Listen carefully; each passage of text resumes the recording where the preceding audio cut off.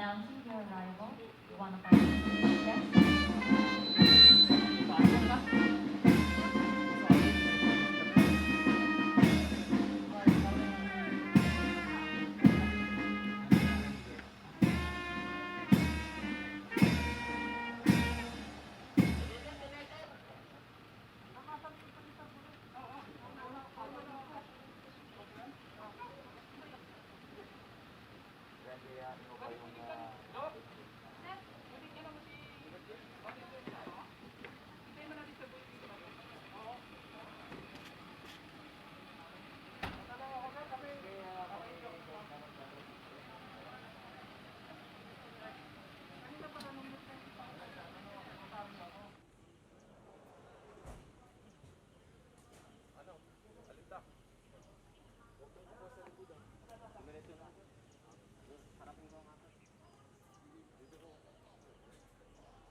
Oh, ang leader. Ito ka, bibisin.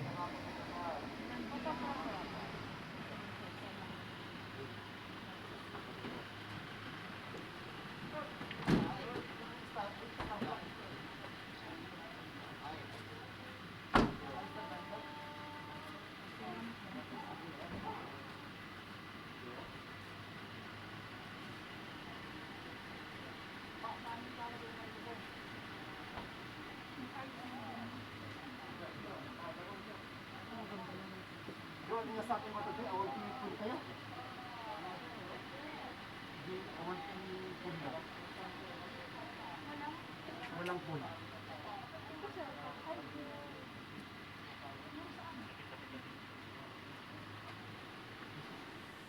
Announcing the arrival of our guest of honor and speaker in today's occasion, the Commander, Learner Luzon Armed Forces of the Philippines, Lieutenant General Arnolfo Marcelo E. Burgos Jr., Philippine Army.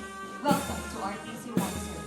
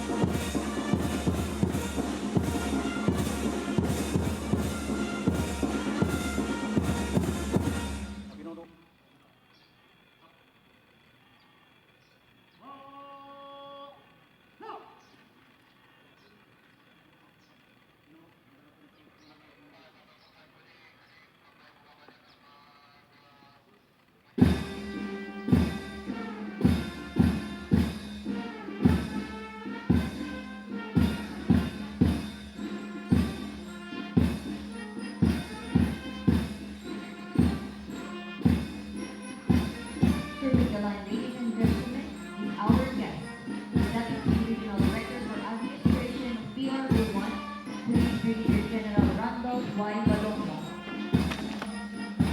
Accompanied by our officer in charge of RTC1, Police Lieutenant Colonel Rites General.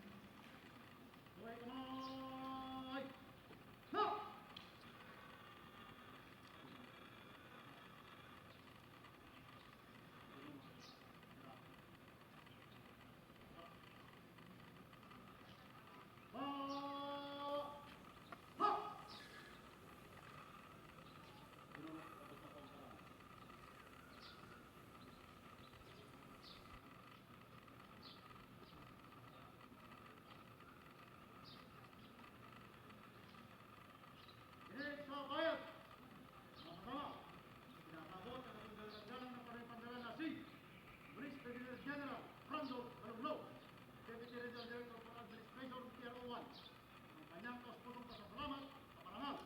Ginawag natin sa kanya ngayong araw na ito.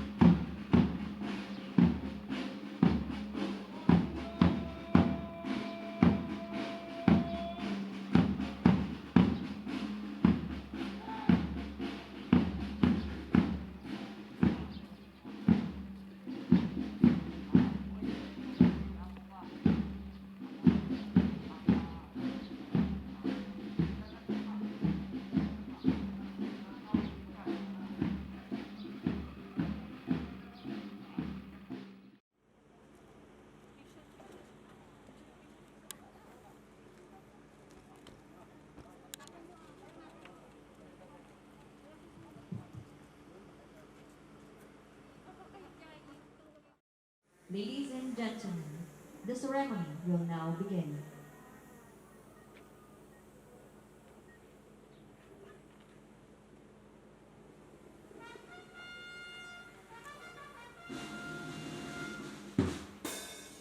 You have just heard the attention call, which means Mata!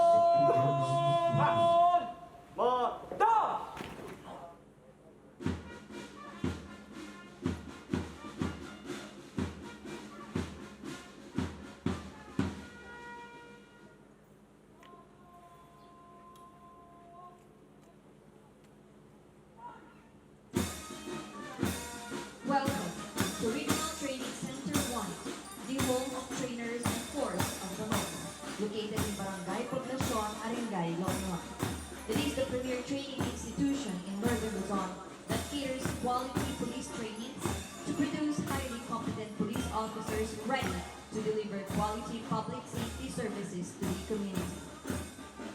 It is in this training center that they have been molded, educated, trained, and developed to become dedicated and disciplined police officers ready to undertake the PNP's vision and vision.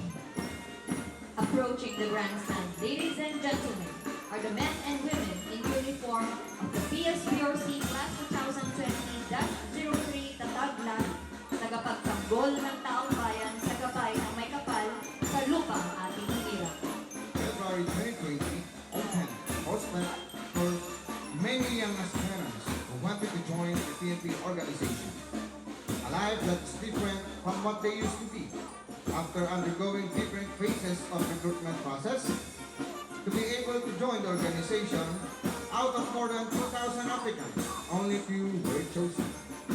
These young professionals who were successful applicants took the solemn oath last July 1st, 2020 at the mountainous part of San Roque, San Manuel, Pangasinan.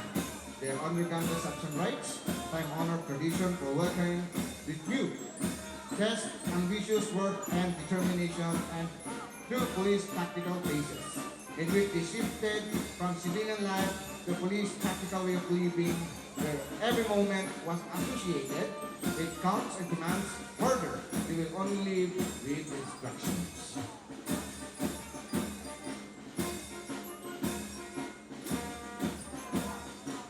After the challenges, trials, and vigorous tests, the long wait is over. Here they are, one of the momentous occasions of their lives as a police trainee. These police trainees have been gradually transformed into more disciplined and responsible individuals.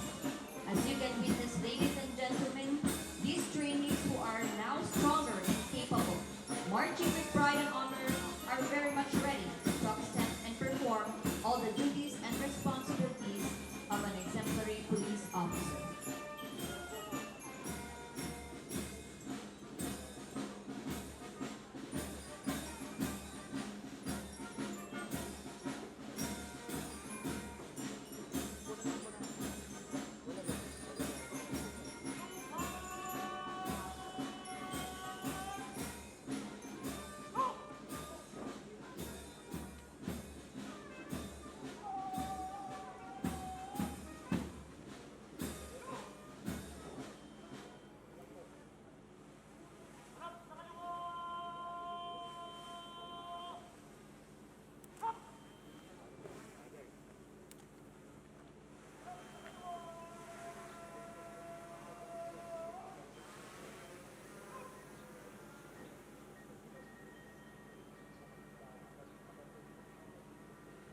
Ladies and gentlemen, the PSBRC Class 2020-03 Tatag Lahi in the regimental formation.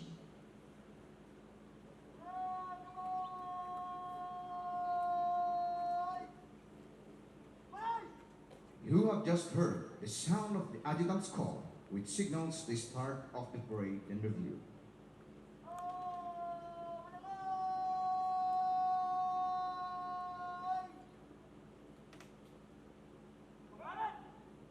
In a brisk manner, called the adjutant's cut, the adjutant positions himself between the line of troops and the troop commander.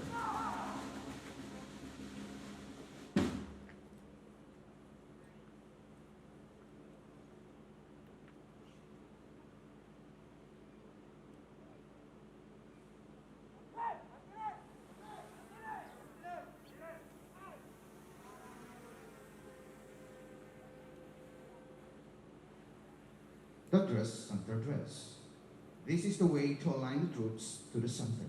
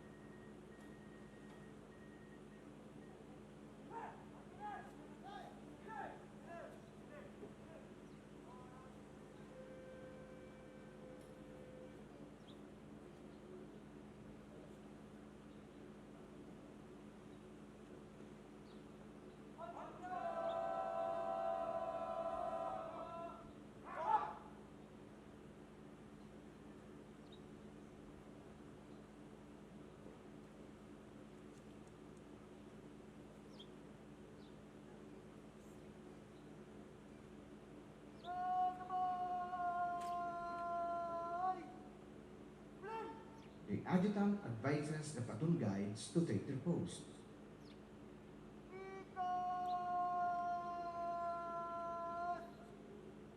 He then directs the troops to execute parade rest for the sound of the RTC-1 marching band.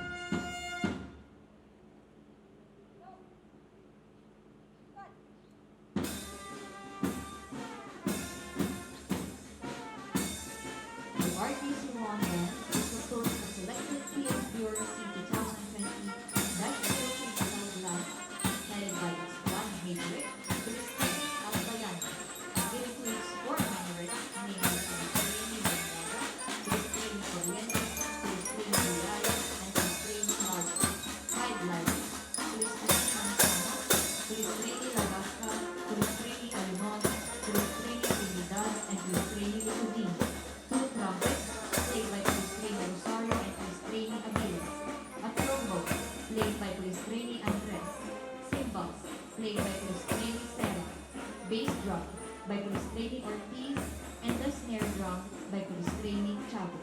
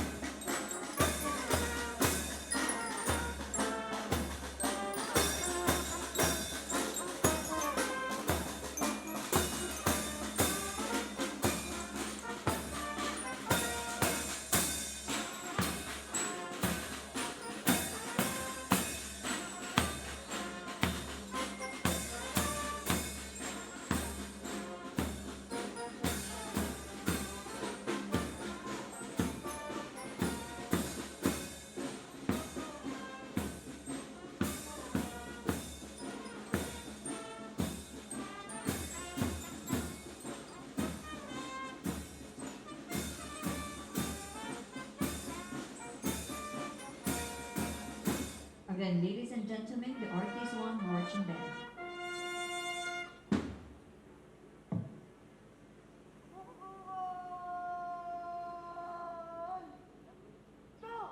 The adjutant brings the troops to attention. The adjutant faces about reports that the regiment is now formed. The regimental commander directs the adjutant to receive the report of the day.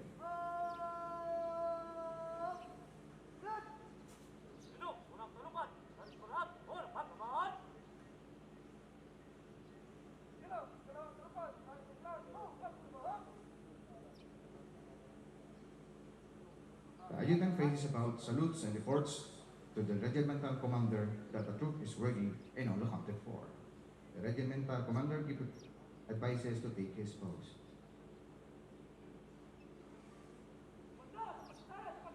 The regimental commander will issue series of command to test the efficiency of the parading troops in facing drill.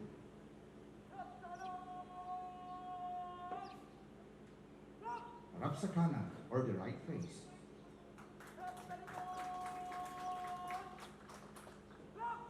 Harap sa likod, or the about face.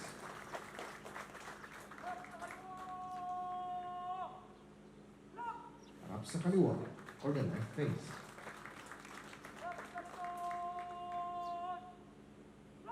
And finally, another about face.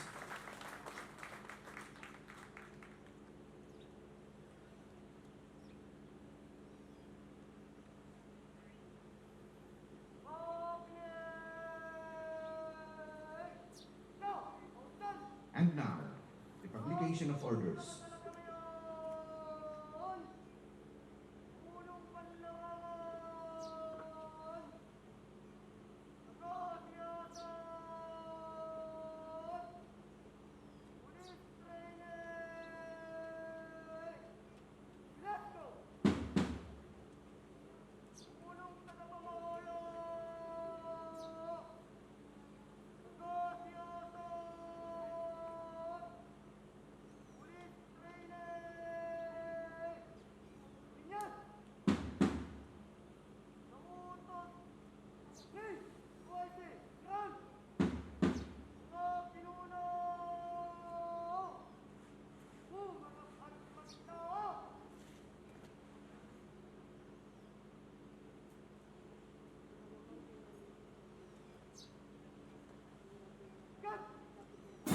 Officers Center March.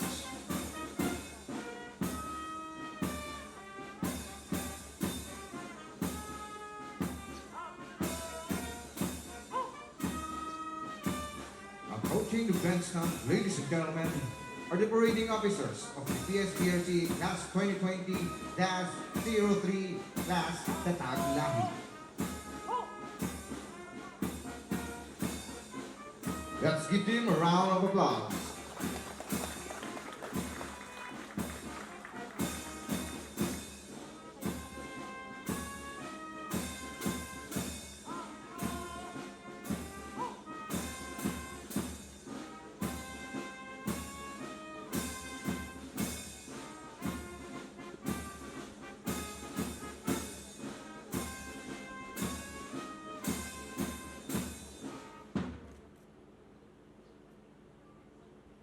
May we request our guest of honor and speaker to please proceed at the center of the stage for the presentation of honors. Sir.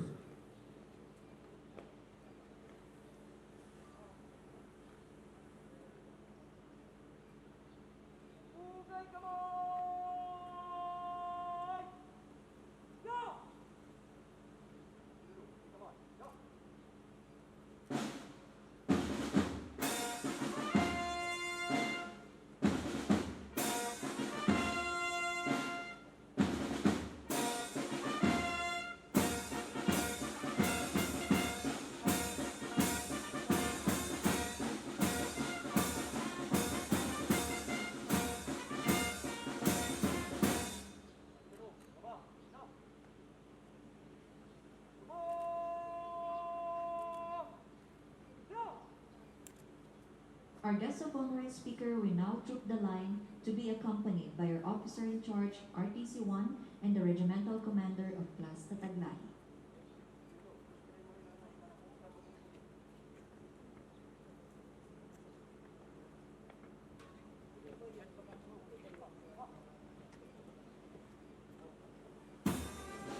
Coming from the north direction, our guest of honor and speaker, together with his companions, will inspect the regiment's posture, formation, and general well-being from this center.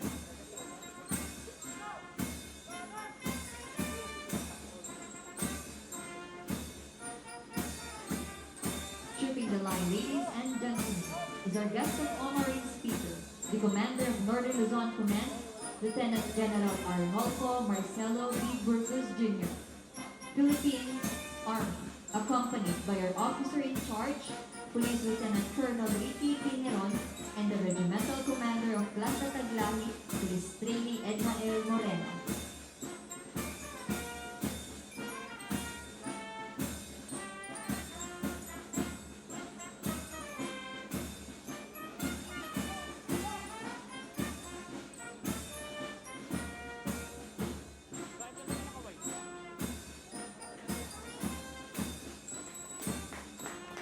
Let us give them a round of applause.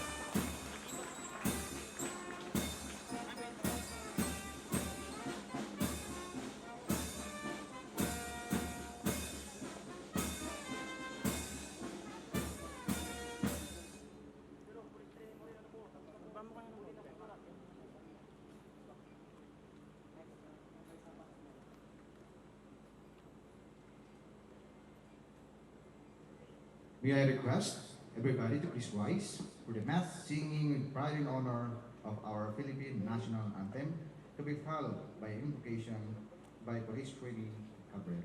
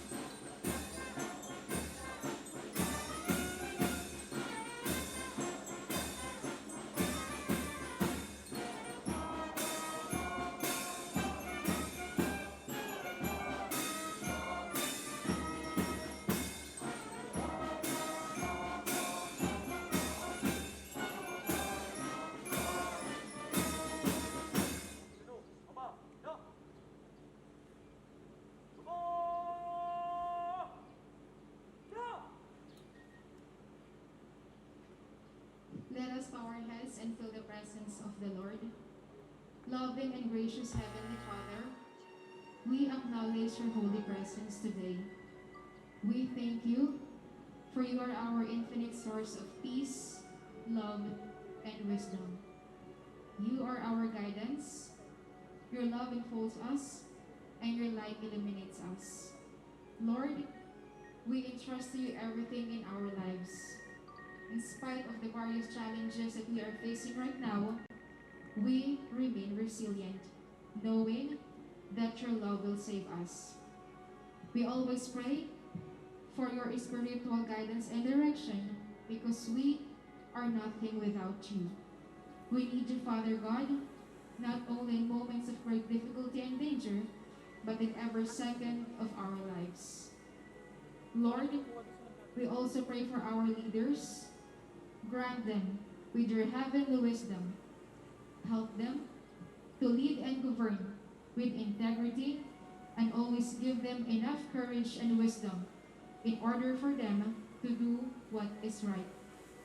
We likewise pray for your guidance and direction.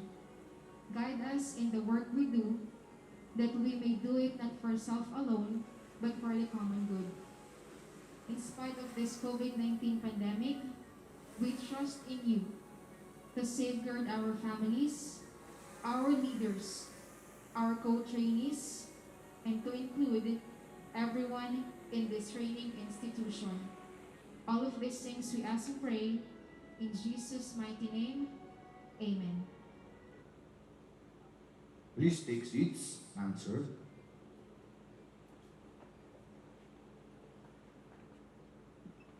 And now, the past in review. May we request our guest of honor and speaker, sir, to be the reviewing officer.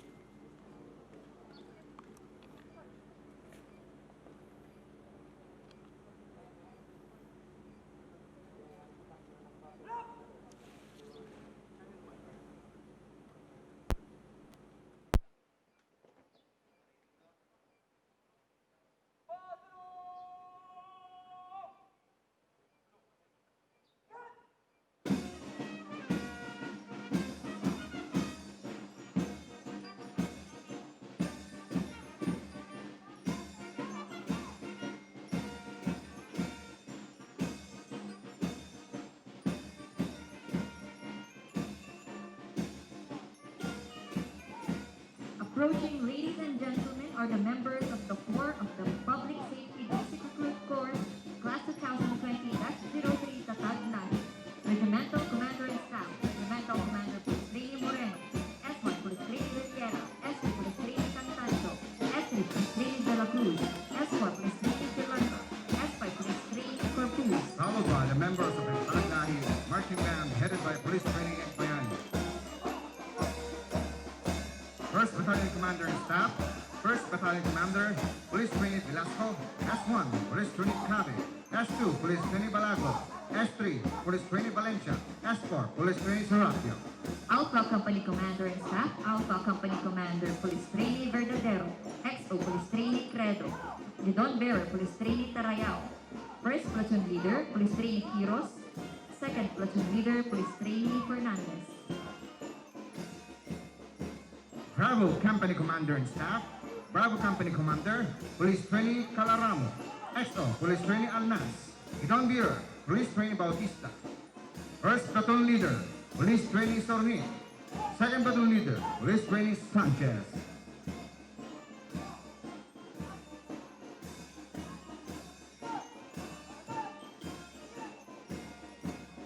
May you all rise for the passing of the Philippine colors, headed by Color Officer Police Trainee Cruz, Philippine National Flag Police Trainee Cabarabang, RTC 1 Flag Police Trainee Ragasa, Color Battalion Commander in Staff, 2nd Battalion Commander, Police Training Marinas, S1, Police Training Ramos, S2, Police Training Velarde, S3, Police Training Hermosa, S4, Police Training Tubaan, Charlie Company Commander in Staff, Charlie Company Commander, Police Training Austria, XO, Police Training Suiven, Gidon Leader, Police Training Espiritu, 1st Battalion Leader, Police Training Calipas, 2nd Battalion Leader, Police Training Sortido, Delta Company Commander and Staff, Delta Company Commander Police Training Hugilon, XO Police Training Serrano, Gidon Vero Police Training Claveria, 1st Platoon Leader Police Training Ragasa, 2nd Platoon Leader Police Training De La Cueva.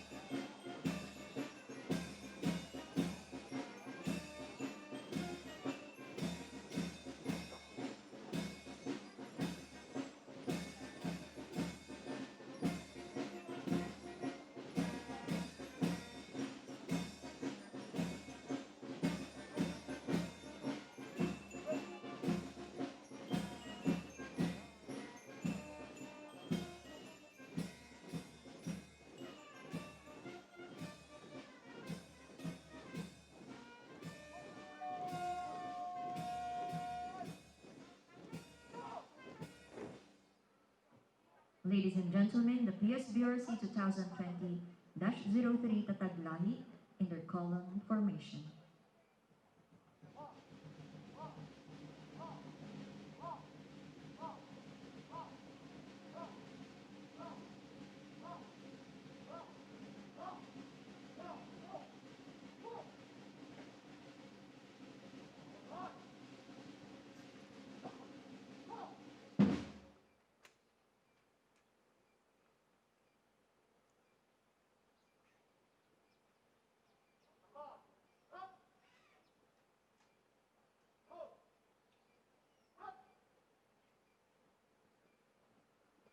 May I request our regimental commander and staff to come up the stage for the formal introduction to our distinguished guest of honor and speaker.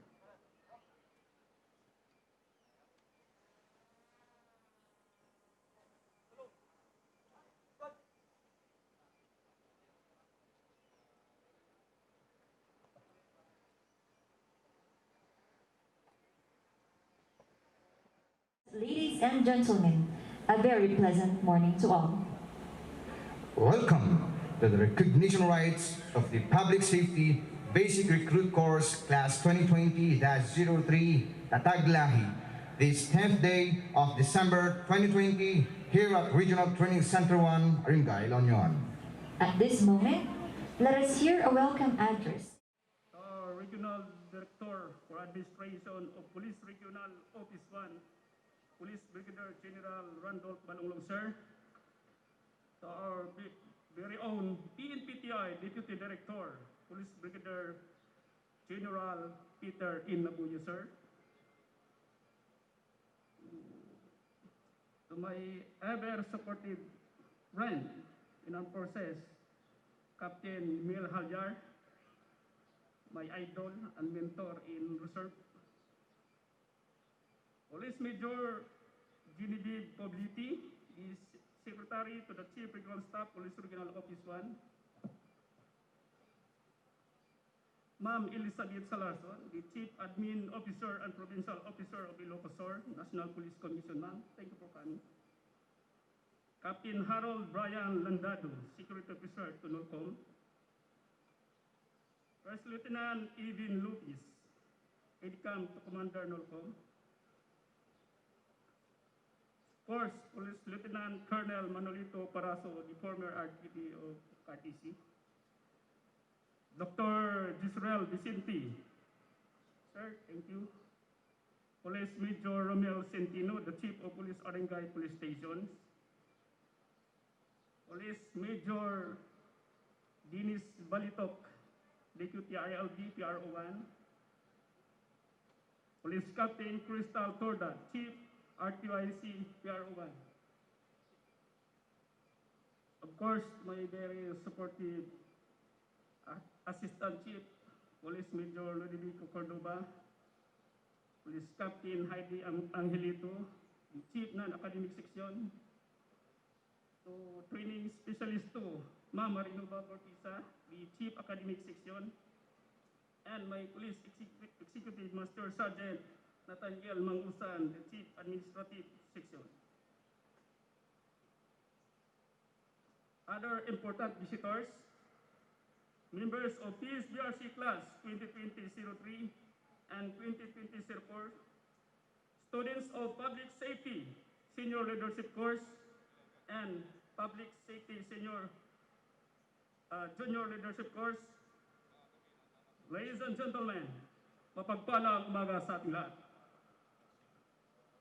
I am delighted to welcome our visitors in this humble training center, where a new breed of law enforcers is transformed from ordinary young men and women into gallant protectors of human rights. Allow me to take this golden opportunity to extend my warmest congratulations to each and every one of you, 399 members of PBRC Class 2020-03 Tatag Lahi, for successfully handling the thrilling and stringent set of calisthenics of mind and body set by both the academics and police tactics.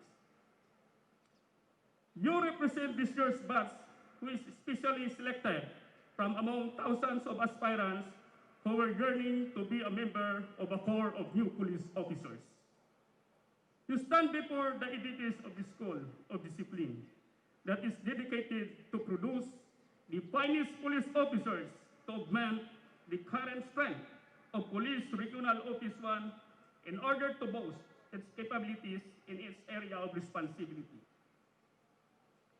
Your presence in the solemn recognition rites today clearly demonstrates that you have already almost finished your course to be fully recognized as an elite class of public servants to which only a few are called, and that you have chosen your profession wisely. Recognition Day is a momentous occasion in the life of a police trainee. It is the culmination of all hard work, efforts, and sacrifices in the police service. Recognition Rites is a ceremony wherein police trainees are recognized for their transformation from civilian to a regimented way of life. It is a celebration of your achievements as an individual and collectively as a unit. Recognition is granted to police trainees as an acknowledgement when the Assistant Chief, Chief of Non-Academic Section, and I unanimously agreed upon the recommendations of all tactical officers that a certain class as a whole had successfully progressed and accomplished certain phases in the training proper during 5 of the 6 months of strenuous training and had manifested responsibility, discipline, and commitment. The symbolic opening of collars and the rolling up of sleeves, which serves as the highlight of this program, signifies that you and your achievements are recognized. Being recognized also means that a little relaxation in all daily activities of police trainees may be allowed. It also entails that you police trainees are now eligible to enjoy certain rights and privileges you had never experienced previously. Now, you could avail of some privileges and other liberties. It means greater responsibility and accountability. But mind you of the saying, greater position comes with greater responsibility. The very essence of recognition is that you trainees can now stand on your own accord with the discipline that has been inculcated to you. Your short yet meaningful and evocative journey here in our Center of Academic Excellence has been tough and challenging for most of you. For almost 6 months of intensive and rigorous training under the Public Safety Basic Recruit Course, you are practically completely molded as you were directed to run through a series of progressive comprehensive courses that are designed to physically and mentally transform your civilian life and mindset, and empower you with the courage and resilience to embrace the rigors and hardships of a highly regimented lifestyle. The system had thoroughly embedded in your mind, heart, and soul values that will constantly run through your beings in order to perform your tasks exceptionally well as the next generations of more brilliant and disciplined law enforcers.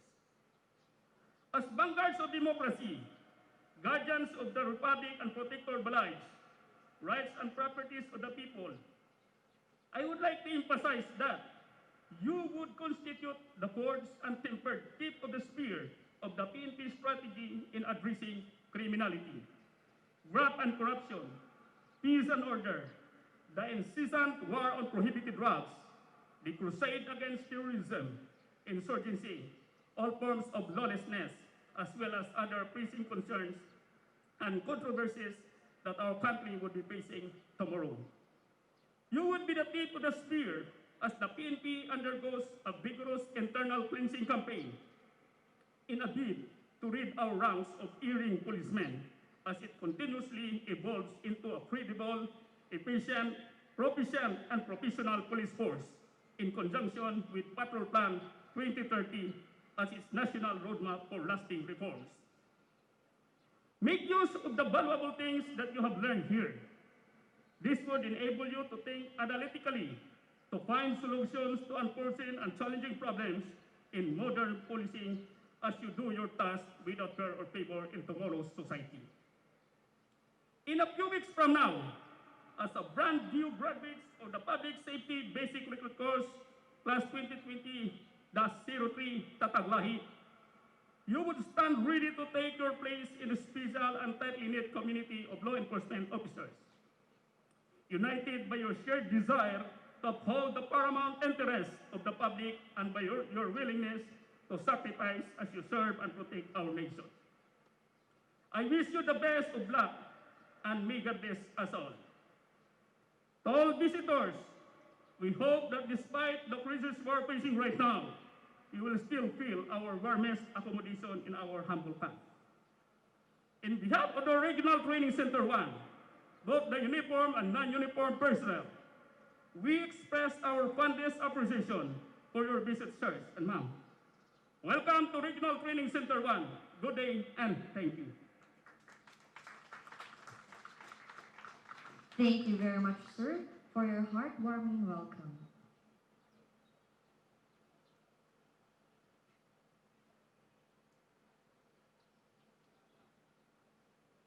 And now, one of the highlights of this program, and that one of the most awaited moment that the class Tatag Lahi is waiting for, is the confirmation that they had been transformed from being a civilian to a uniformed personnel and now ready to be given some privileges.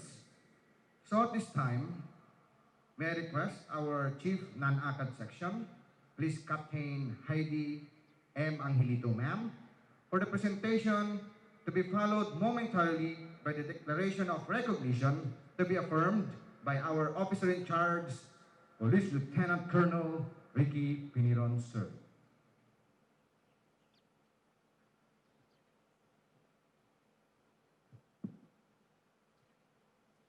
As the Chief of the Academic Section, Regional Training Center 1, I have the honor to present to you the 399 members of the Public Safety Basic Recruit Course, Class 2020-03, Alpha to Hotel candidates for recognition, sir.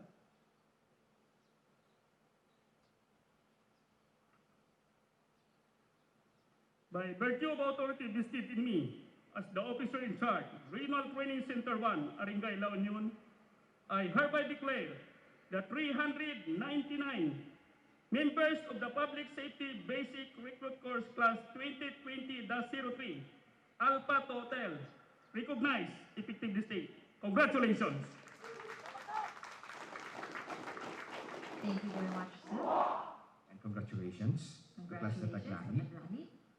Ladies and gentlemen, let us witness the heart formation of the PSBRC 2020-03 Tatag Lahi.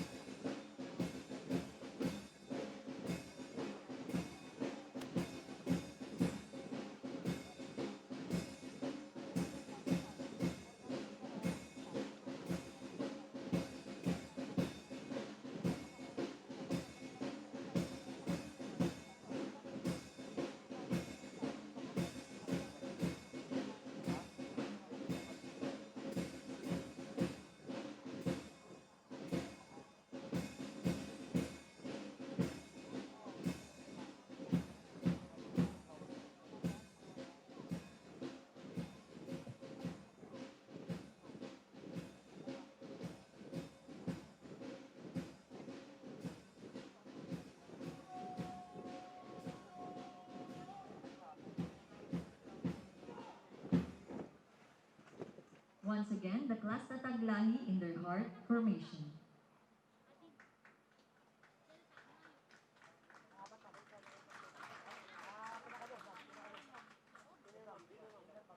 Tatag Lahi as a mandirigma para sa matatag na lahing Pilipino. They are now as one with the warriors of today. Let us listen to the class Tatag Lahi as they proudly sing their class song entitled Mandirigma.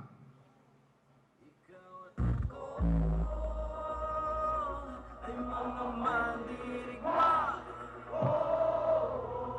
ikaw at ako,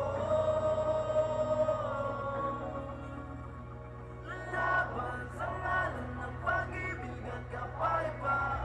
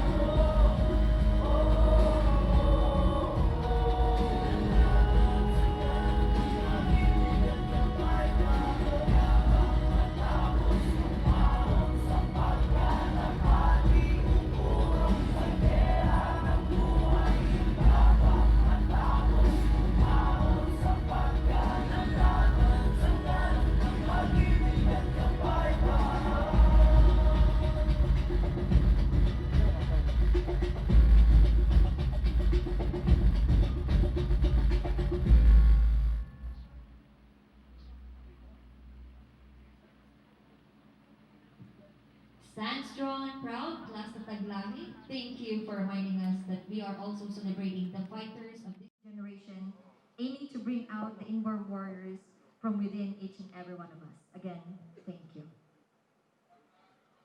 At this point in time, may I request our guest of honor speaker, Commander Nolcom, Lieutenant General Arnulfo Marcelo B. Burgos Jr., Philippine Army, sir, to lead and commence the opening colors and rolling sleeves, to be accompanied by our Deputy Regional Director for Administration, PRO1, Police Brigadier General Randolph Y. Balulong, sir,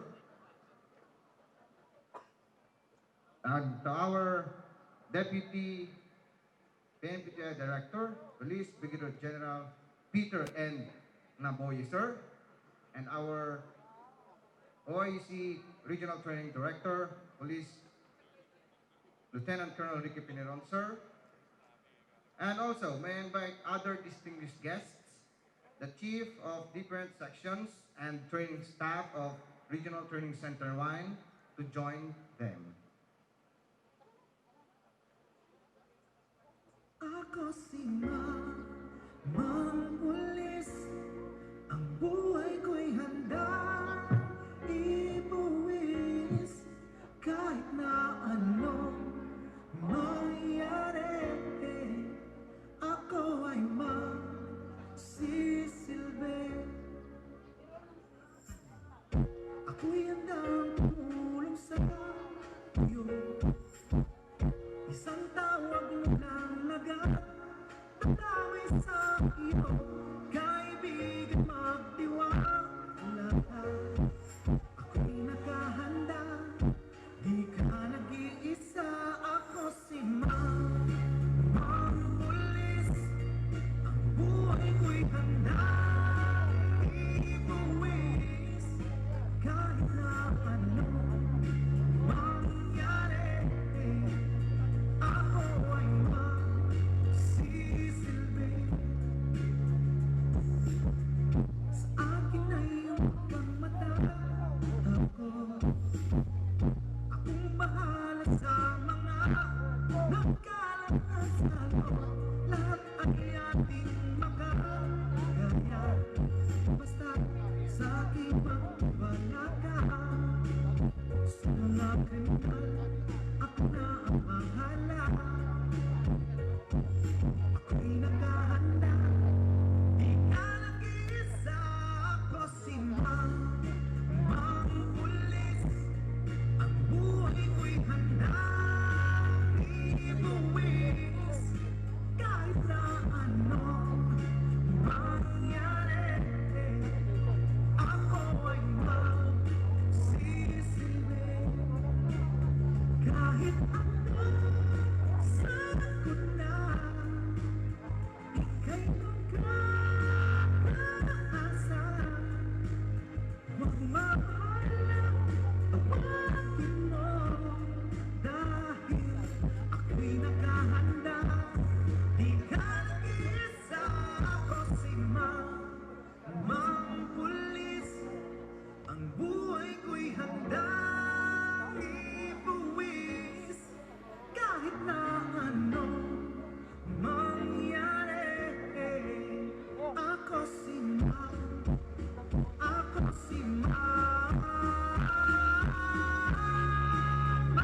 Pulis, ang buhay ko'y handa ibuwis kahit na anong mangyari. Ako ay magsisilbi, ako si Mang Pulis.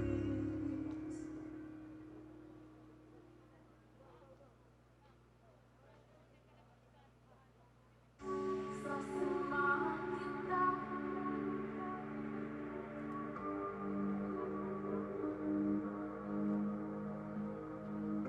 sasamahan kita.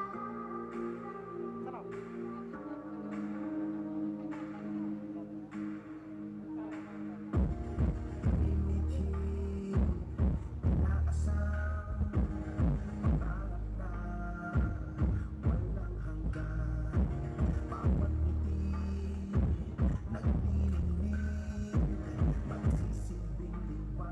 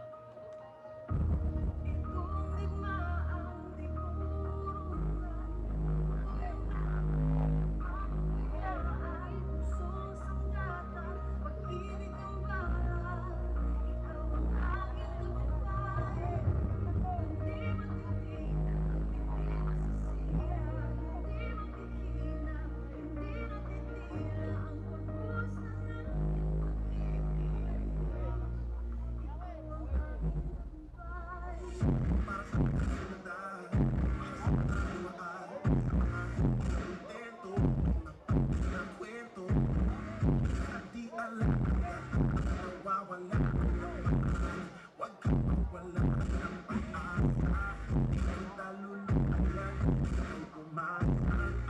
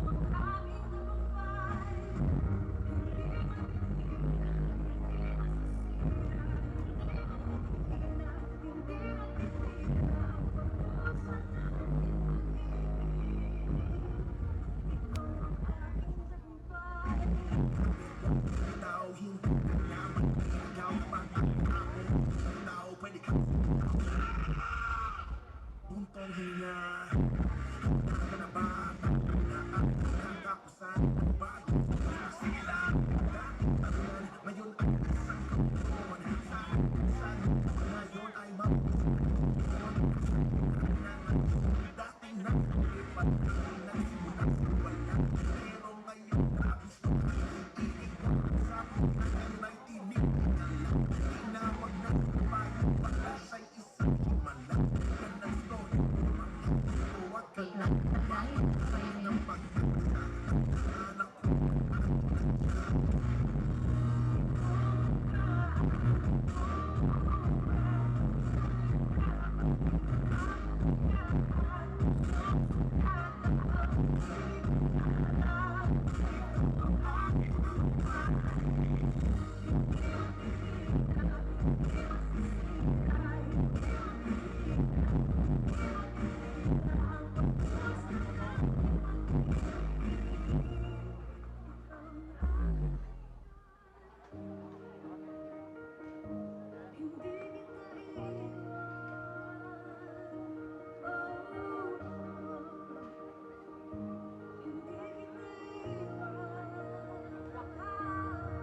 minutes, class Tatag Lahi.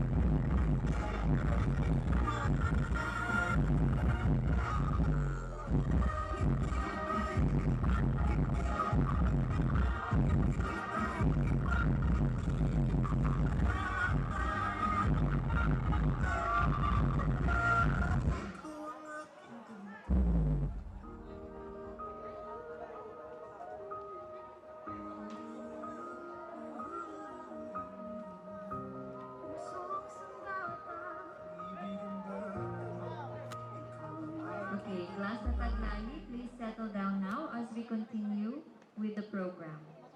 Back to your heart formation, please.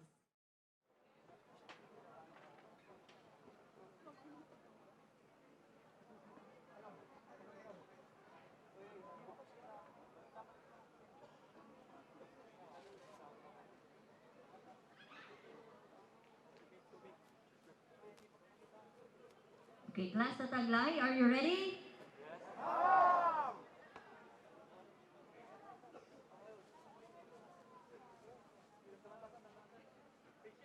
And Class now, Tatag Lahi, are you ready? And if you're ready, let us now witness the Tatag Lahi with their class dance.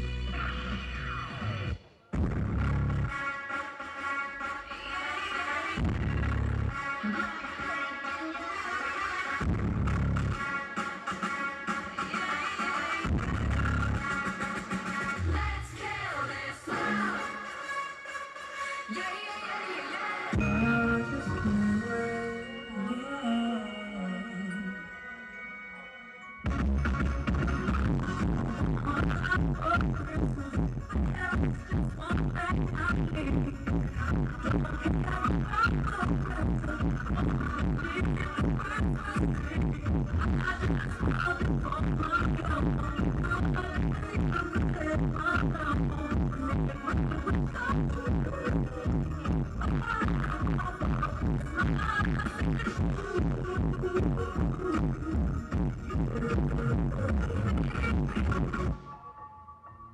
a small boat on the ocean, sending big waves into motion.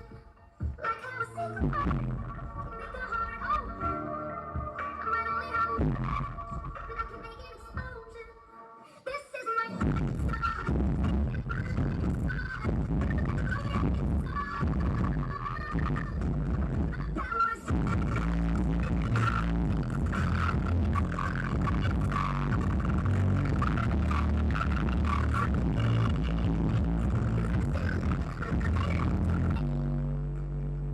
I've still got a lot of fire left in me.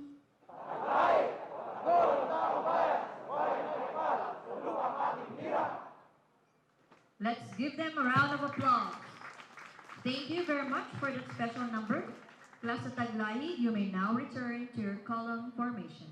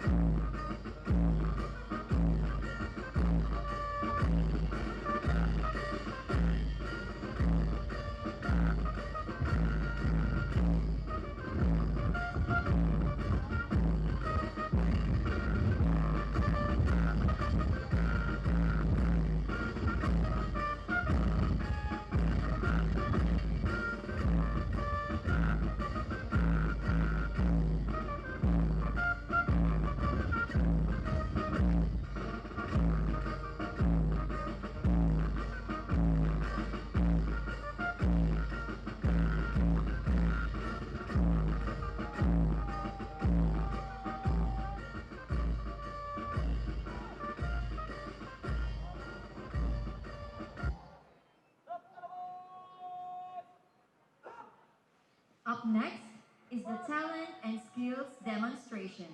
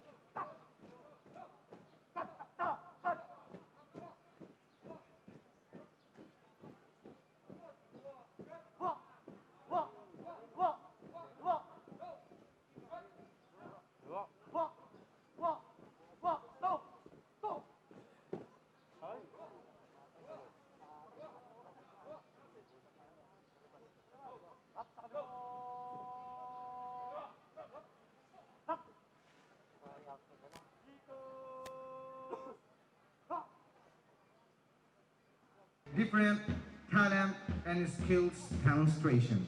To start with, here is a surprise performance coming from our RTC1 marching band headed by Police Trainee Agbayani.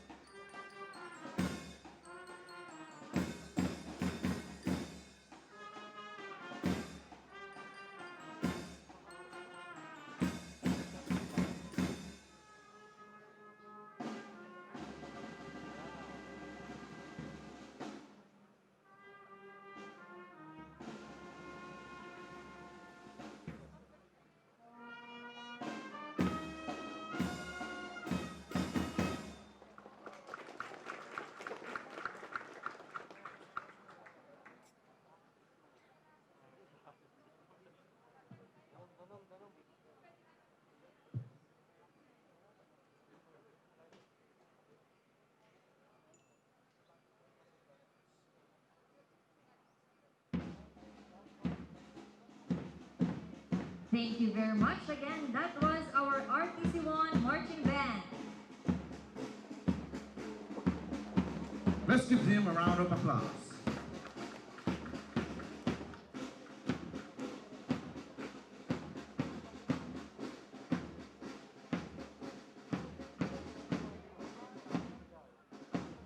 To continue, ladies and gentlemen, the next presentation we're about to witness are the cultural dances.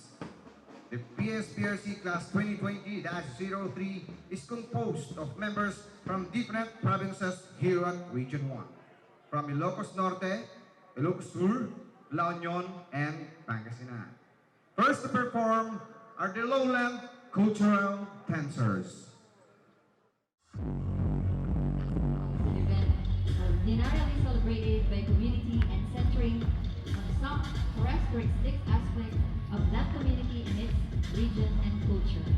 It is often marked as a local and national holiday, Melia or I.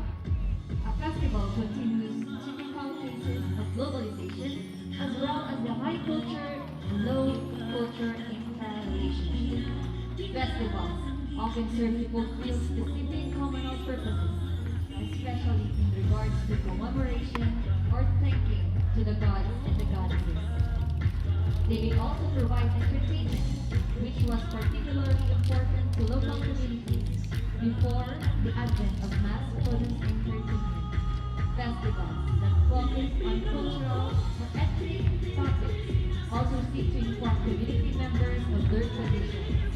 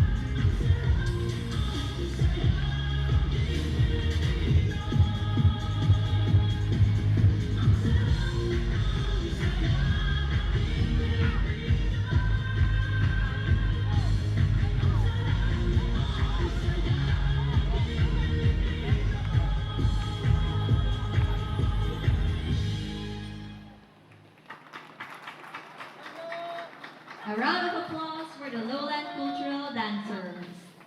Thank you for that lively and bouncy performance, guys.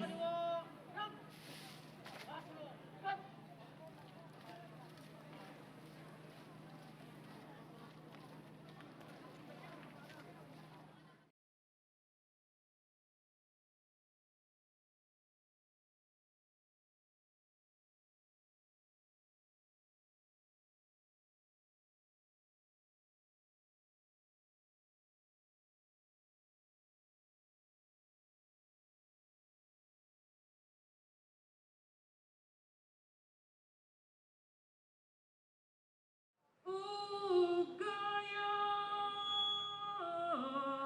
ay kabunyan Dahil kami sinanan umumot sika kumanan man ilay manidawat si bindisyonan da kami Ugaya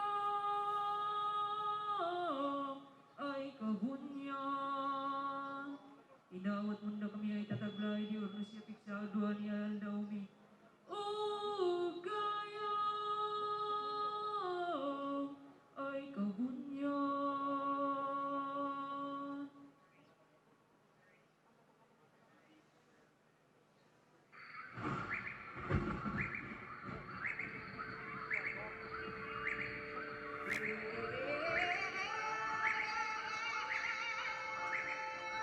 Gayang may kabunyan, mahal kami sa mga umul-umul, sikap kumanan ng ilay, madidawat sa bendisyon ang kami.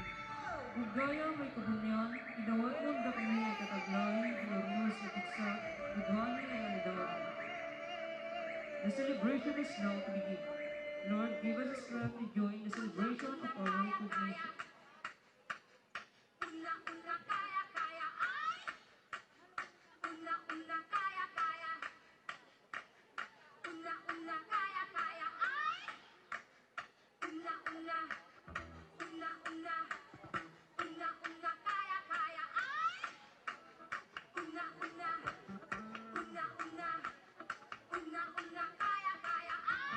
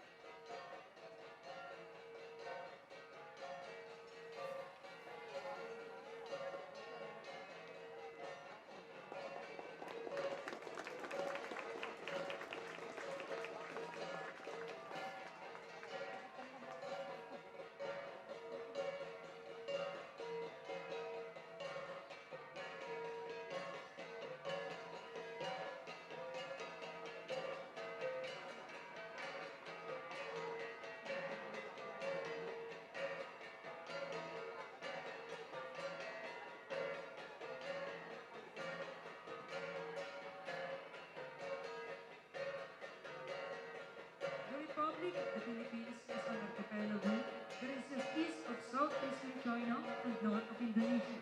It has been a territory that has been sought after by many nations due to its geographic location. Hindu, Arabic, Malayan, Spanish, contemporary Western and many other influences have been moving into the Filipino cultural fabric. Due to these invasions, the Filipino culture has experienced numerous influences and has infused many other cultures into their traditions. Traceable within the repertoire of traditional and contemporary Philippine dance are the cumulative influences of a number of foreign cultures. Most styles of dance can be seen in the original form in the remote mountainous regions of Luzon. Inhabiting the rugged terrain of the Luzon mountain region are ethno-linguistic people known generically as Igorots or mountain people.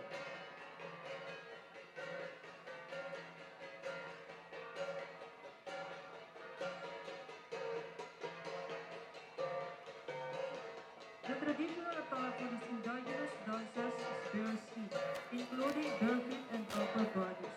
For males, this robe is similar to what is commonly thought of a loincloth with extra fabric that lies down the back surface of the sacral area, otherwise known as the bahag. The women tend to have more gathered fabric around their waist. which drapes from one shoulder to the opposing hip, commonly known as tapis.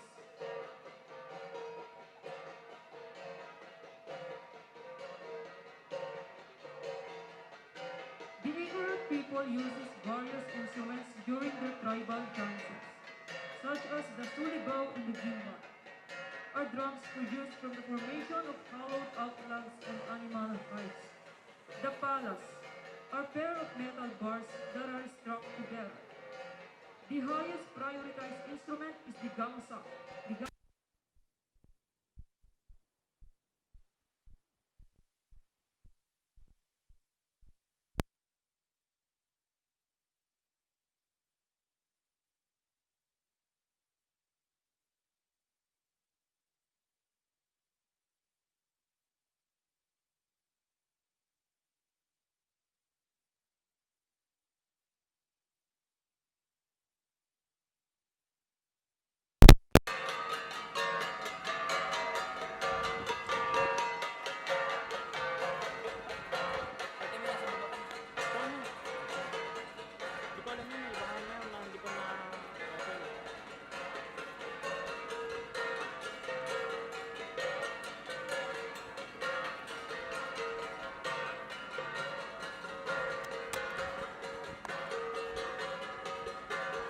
Ma-recognize mo rin.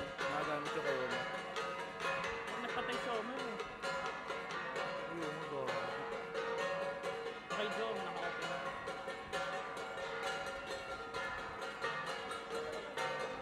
Hanggang sana yung sunod-sunod ko siya.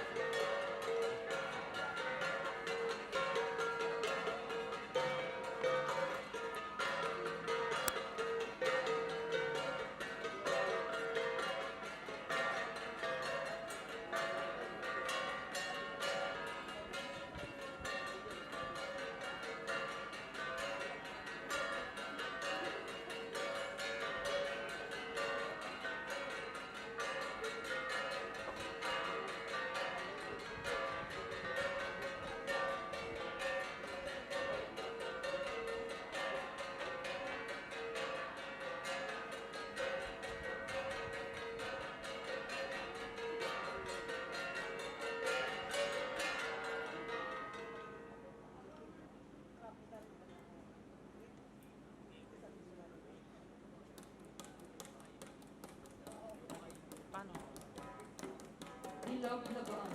Lablabaan is a Kalenga wedding dance performed by the groom and the bride. The bridegroom offers the bride the protection and comfort of his blanket. He simulates the movement of love play, aspiring to attract and seize his love.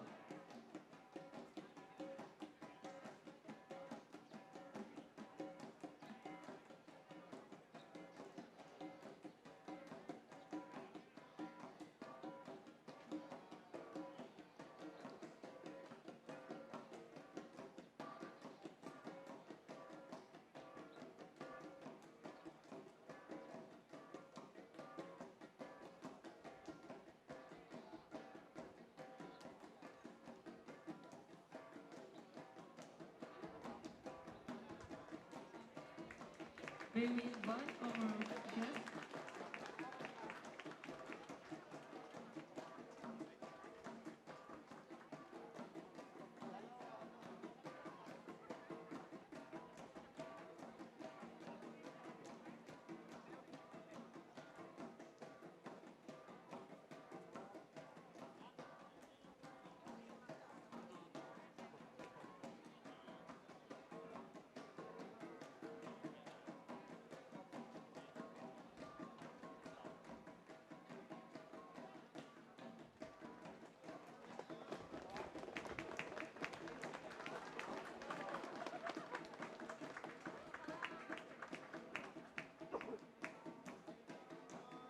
The Tatag.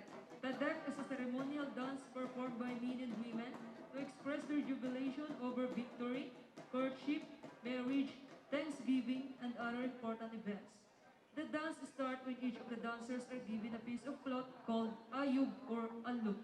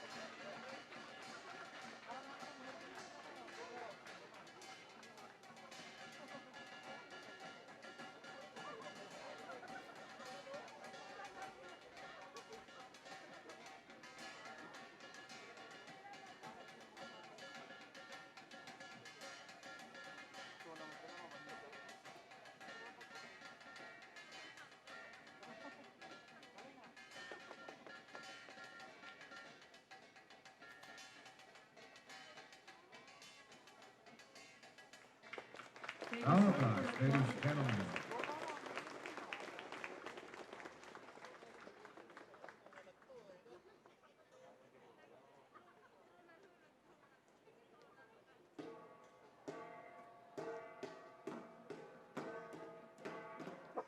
Battong. Battong is a bundle war dance to stir the courage and strength of hunters, warriors, preparing to attack their enemies. The movements are mostly improvised, but generally two groups of warriors mimic the pursuit and fight that they are planning to engage in.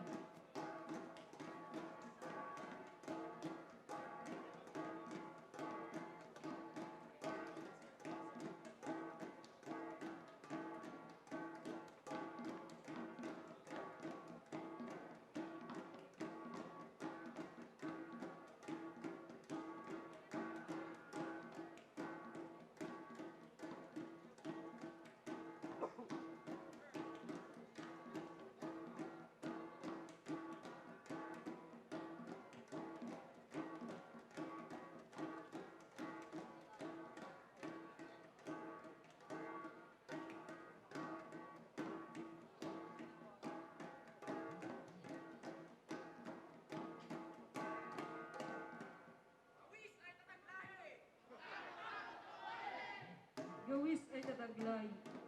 A wonderful day for class Tatag. And behind the stage brigade trainees, our prayers and sacrifices have been heard. Matago-tago takuwagi, mabuhay po tayong lahat.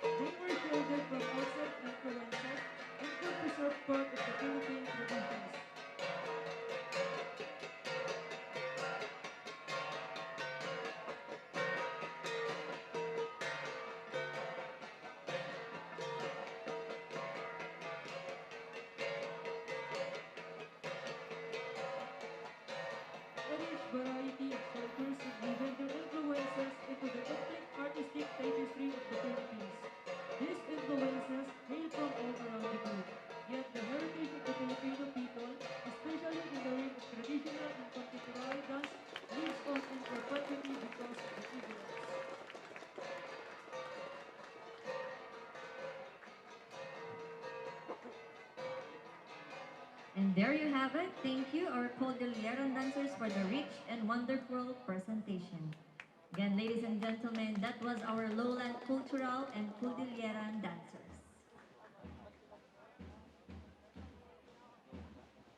And now, one of the performances everyone is waiting for. Let us prepare ourselves to be dazzled with RTC1's finest and very own company thrillers.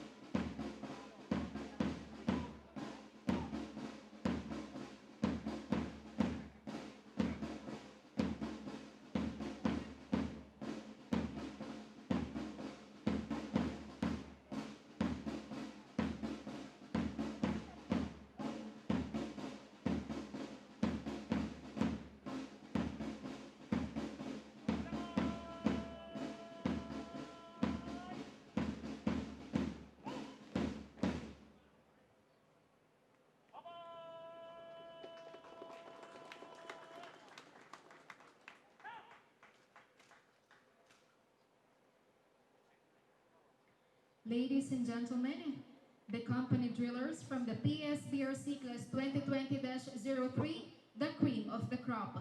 RTC1, as the premier police training institution in the Region 1, is mandated to train, mold, and educate new members of the Philippine National Police.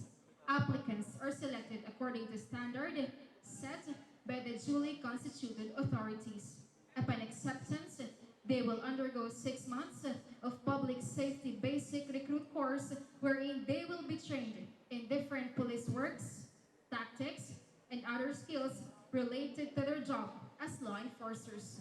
The PSBRC Class 2020-03 is composed of 399 able-bodied young men and women from different provinces in the Region 1, including some members from the Cordillera region, prepared and equipped to serve and protect. Among the 399 members of the class, only few were chosen to be a part of the Tatag Lahi company drillers.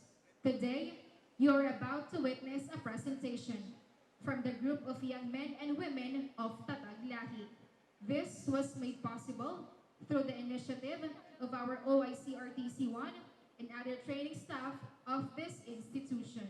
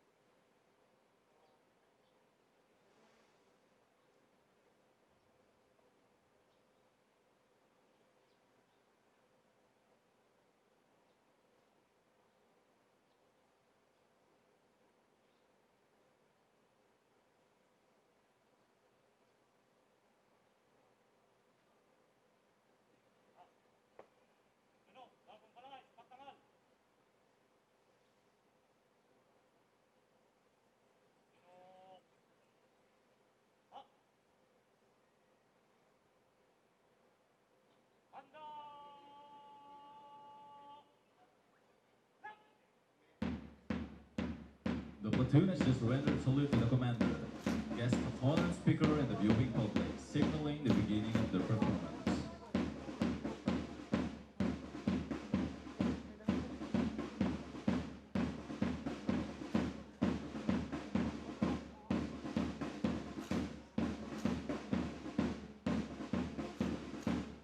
The platoon is now performing the Manual of Arms. The Manual of Arms is a set of instructional and exercise in weapon handling to practice precision, distance, and positions.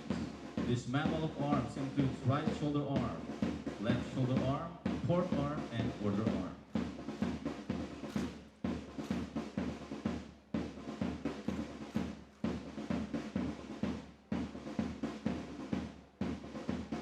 This drill is what we call the changing colors.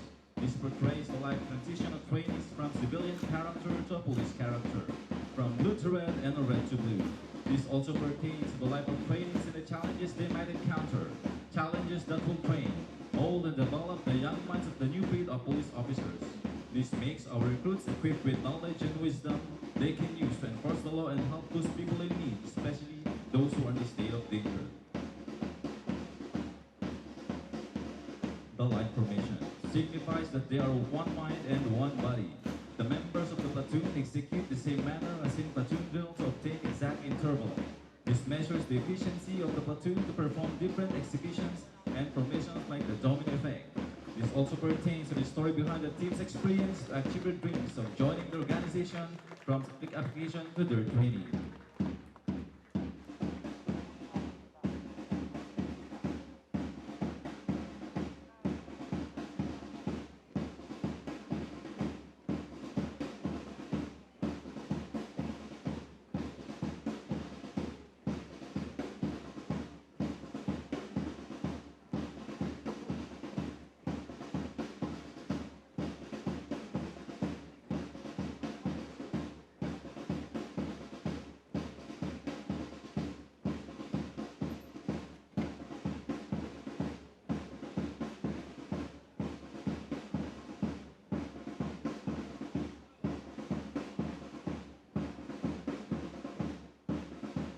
Ladies and gentlemen, the driller will go the different directions to form the letters H and I. Hi, from the PBRC class 2020-03. A pleasant morning to you all.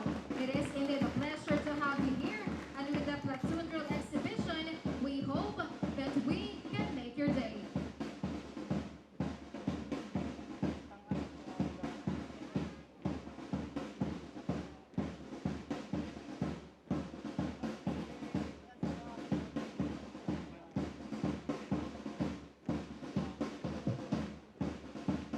And now, once again, the drillers will now go to different directions to form the letters B and NP.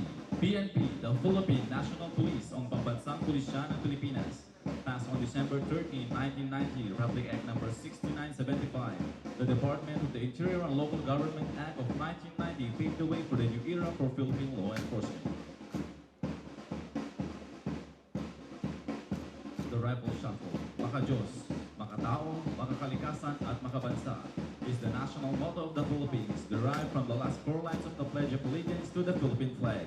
It was adopted on February 12, 1998 with the passage of Republic Act Number 8491, the flag and the heraldic code of the Philippines during the presidency of Fidel V. Ramos.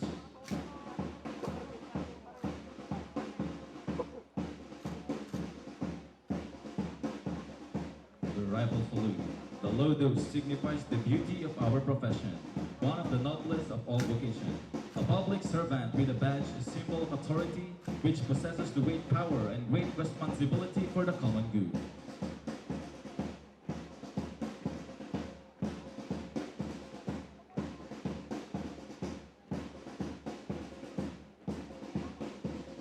The cross formation. Love, country, and people. These things we're living for. It gives us strength and inspiration to undergo life of hardships and sacrifices. We remain ready to make our contributions as vanguards of what we sought to protect. The cross symbolizes the faith of the trainees. God is above all.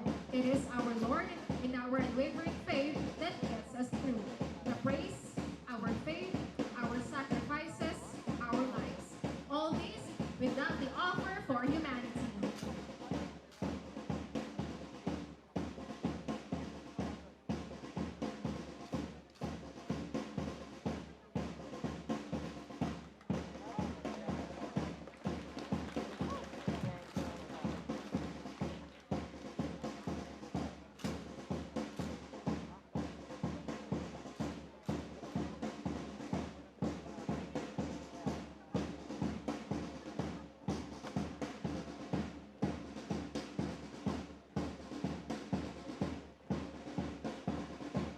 Once again, the drillers will now go to different directions to form the letter B that stands for victory.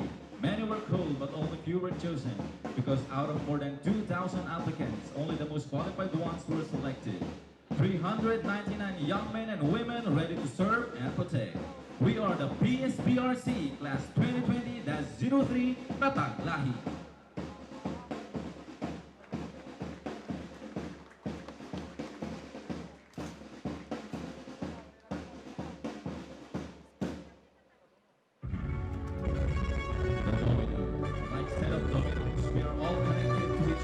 In a manner where a single mistake from a single policeman can affect the squad as a whole. This relationship led us to develop the virtue of unity. We are being trained to stand strong, to appreciate each other's differences and to always lend a helping hand to one another.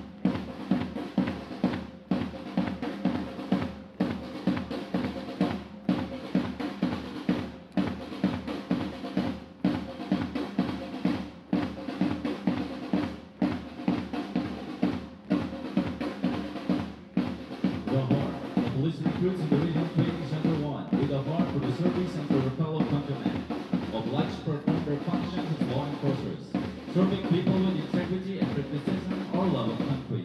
The heart serves as a symbol of not only life, but also love, emotion, and intelligence.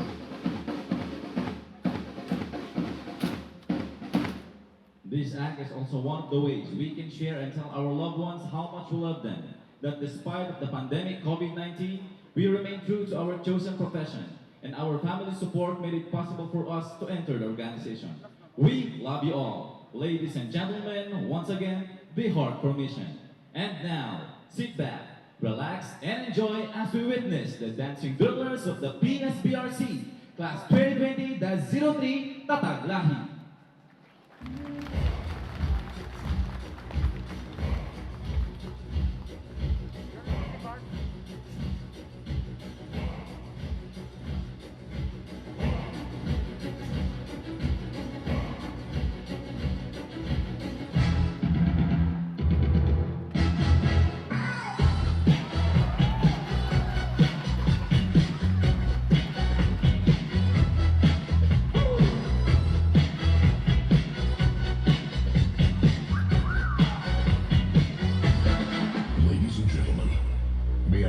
Attention, please. Dala tu cuerpo alegría Macarena, que tu cuerpo es para dar la alegría que se abuela. Dala tu cuerpo alegría Macarena, Macarena. Dala tu cuerpo alegría Macarena, que tu cuerpo es para dar la alegría que se abuela. Dala tu cuerpo alegría Macarena, Macarena. Dala tu cuerpo alegría Macarena, que tu cuerpo es para dar la alegría que se abuela. Dala tu cuerpo alegría Macarena, Macarena.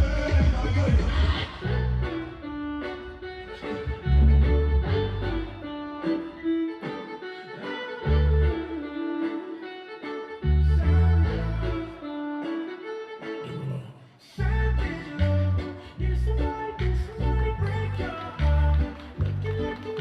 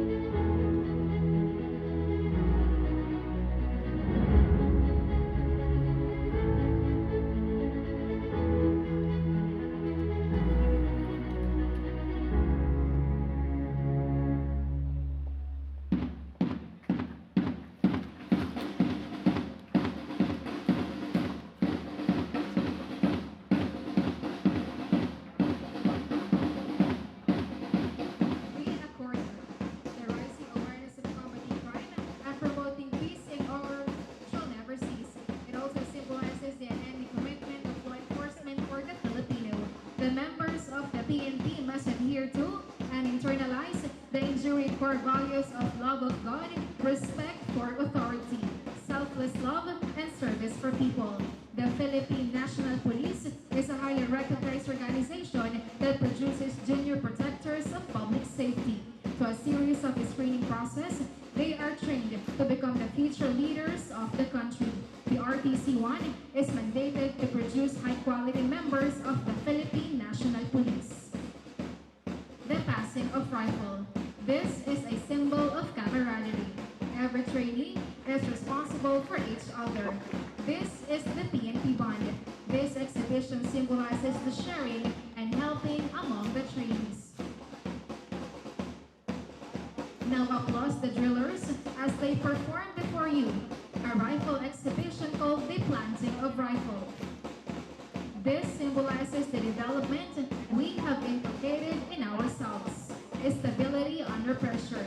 The trainees are known to be unwavering under extreme pressure. This trains up to be geared up in the battlefield.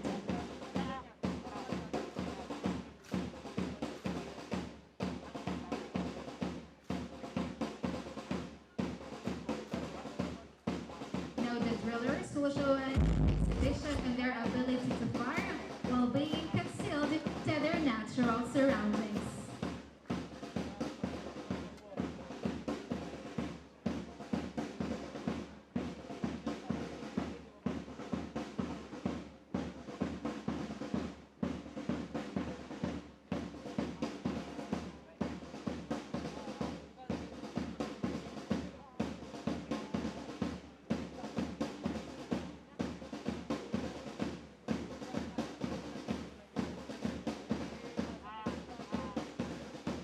Now, the recruits faces the last part of the platoon drill exhibition. They form the letters P-Y-E. Bye. Yes, partying is one of the hardest ways in human's life. But we bid a temporary goodbye, hoping that someday, somehow, we could meet again outside of this training center with one goal: loving and serving the people and our beloved country.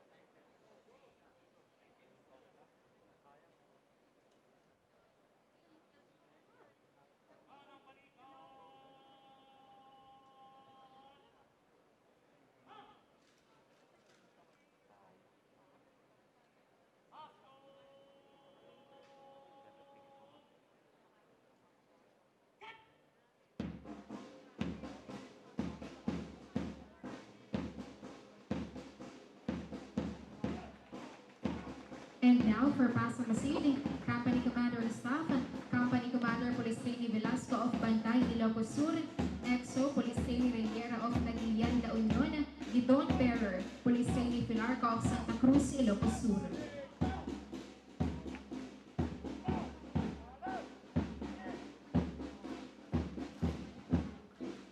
For the first platoon leader, Police Trainee De La Cueva of Santa Ilocos Sur, and for the second platoon leader, Police Trainee Sortido of Cabugao, Ilocos Sur.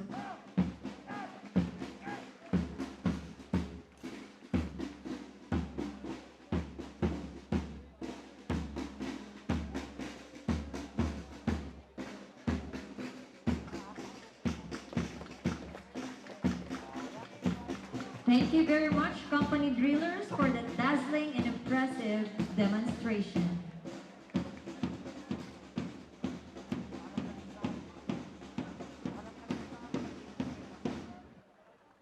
Thank you very much.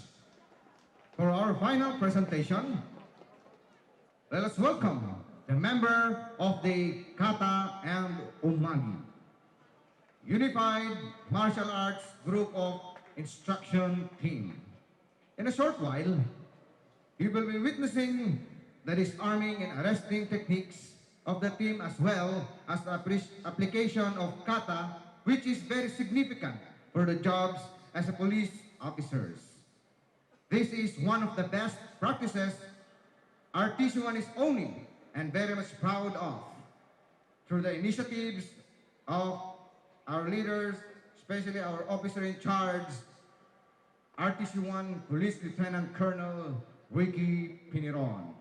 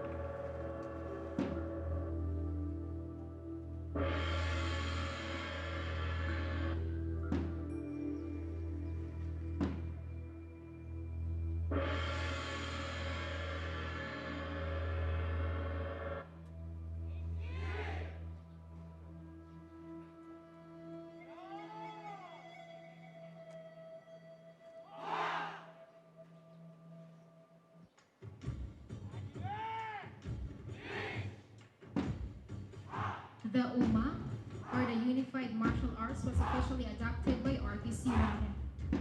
UMA, translated in Japanese, means form. The practice of kata, or the correct bodily forms and postures of martial arts practitioners, constitute an integral part of a lot of martial arts training. This has been the reference and basis on how Lieutenant Colonel Ricky Piniron, our OIC RTC1, with the help of RTC1 staff, offered a unique, indigenous, and comprehensive codified fighting styles for unarmed combat. The 6 groups of renewed master of kata serves as the basic culmination of the students' individual defense tactics training. A significant advantage of kata is that techniques can be practiced full force without the risk of injuring partners. Kata practice also develops fighting spirit and fighting rhythms that strengthens the students' fundamentals in Bui's Senjutsu or defense tactics. It was engineered to enhance the RTC1's students' learning package in the tactical branch by incorporating mixed martial arts in the said SLP.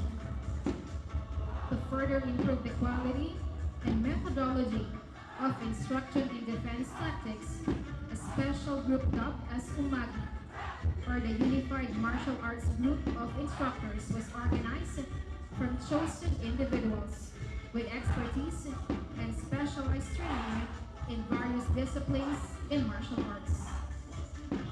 This group was also authorized by RTC1 to ritually practice the crafted fused martial arts and defense tactics, which were derived from mixed martial arts specialties.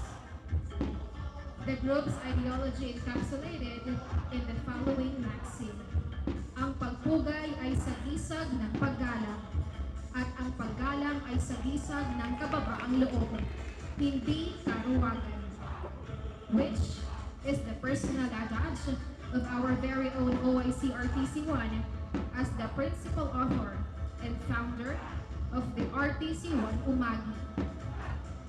In relation to the infusing and merging of techniques into one genuine mode of coaching in self-defense, a modern and innovative approach in defense tactics, authored by Lieutenant Colonel Ricky Piniron, our OIC RTC1, which was presented to the students' physical education and conditioning activities, introduced martial arts not only for physical conditioning, but also for inculcating in the minds of police officers the fundamental aspects of their comprehensive training as combatants.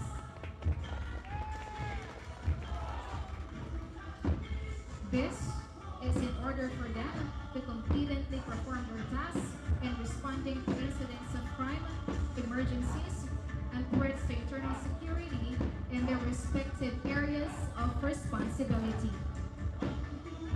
Today, RTC1 UMA is now practiced in all regional training center in the entire archipelago. As per order, with Memo Circular PNP Training Institute dated December 4 of 2020, and as per order by the Chief PNP, and as approved with Memo Circular National Headquarters dated December 12 of the same year.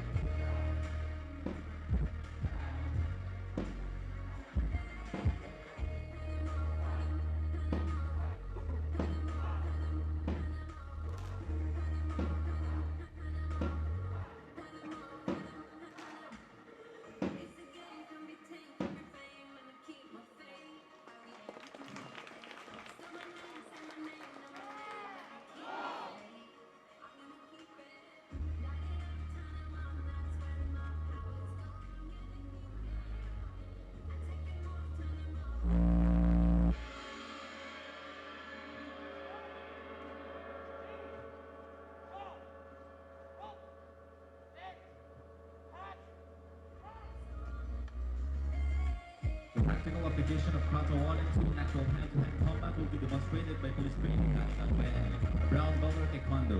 She will illustrate a lower block in mid-side kick and straight punch to neutralize the attacker with an outside the block deflecting the opponent's attack.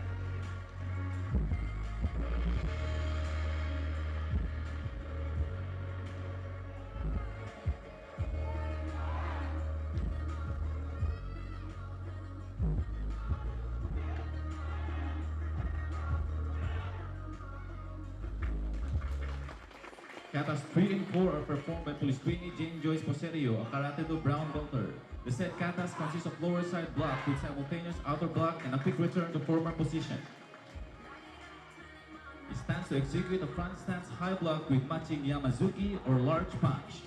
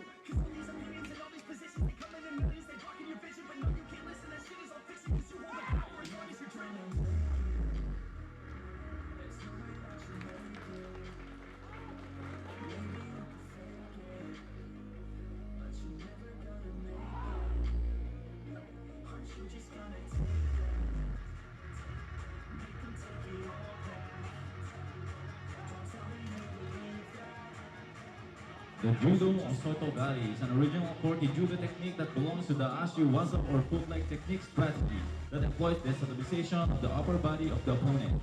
It is executed to rip the lower body and is effect takedown of the opponent.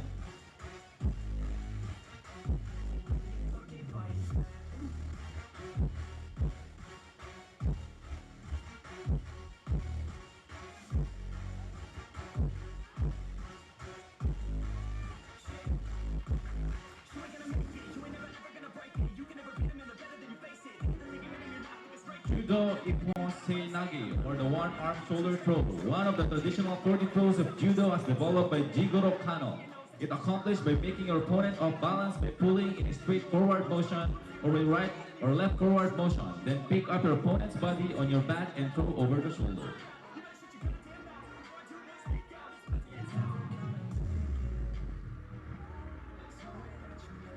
Judo Ogoshi. Goshi's classification as Goshi Waza or hit technique indicates the central role that the hit plays in execution of the technique.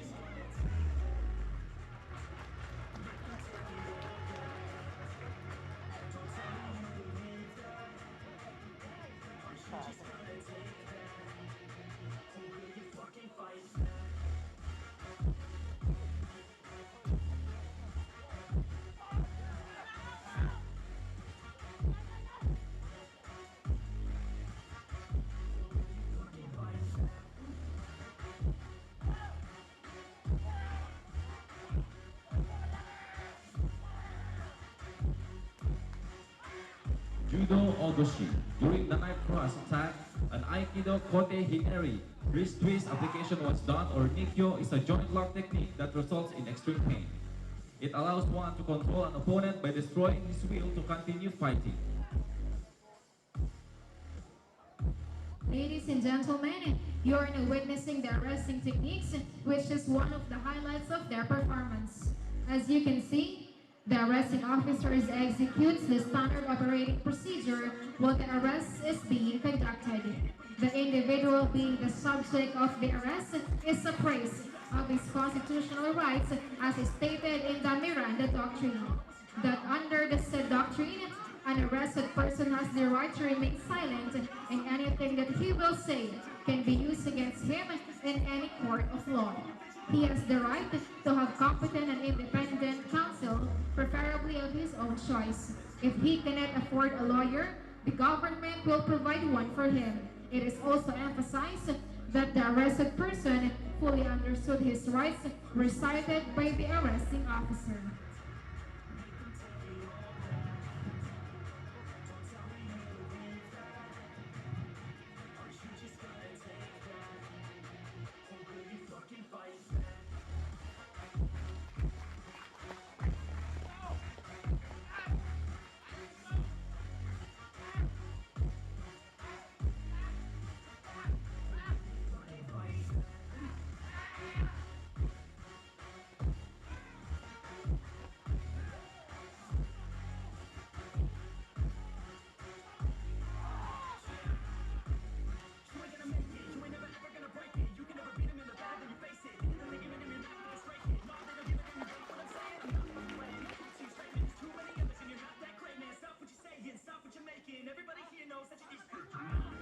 The Kimura lock is effective in disabling an unruly and unsubmissive person. This will serve as an impinging fulcrum in order to subdue a person being arrested.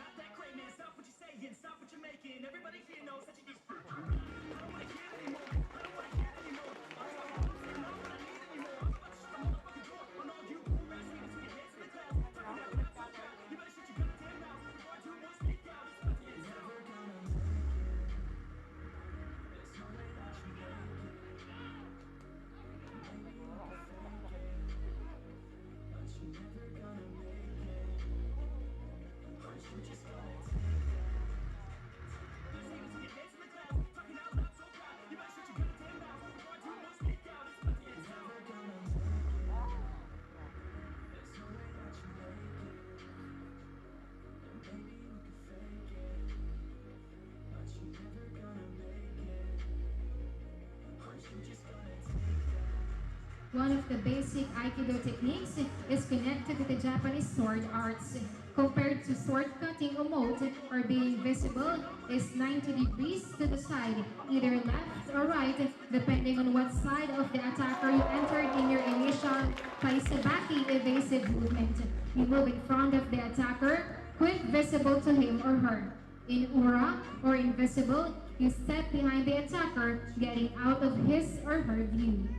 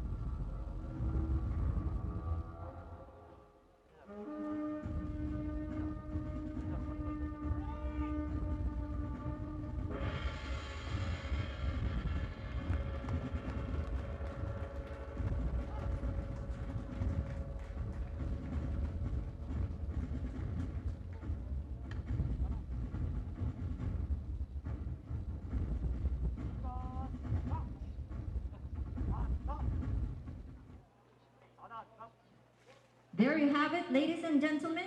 Thank you, Kata and Umaga team, for the thrilling and electrifying performance. Let us give class Tatag Lahi a round of applause. Thank you very much for that spectacular demonstrations.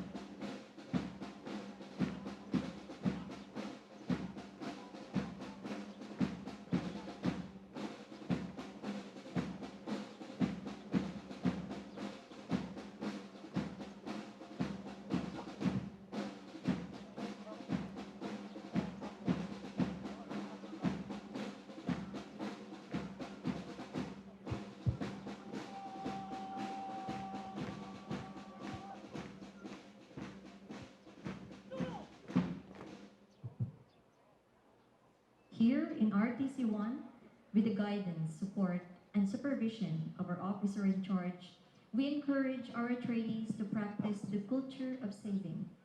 As a result, ladies and gentlemen, may we present to you the top 3 earners of Tatag Lahi. They will be receiving a letter of commendation for exhibiting the virtue of frugality and prudence during their 5 months of training in this center and had adhered to the PNPTI's culture of saving.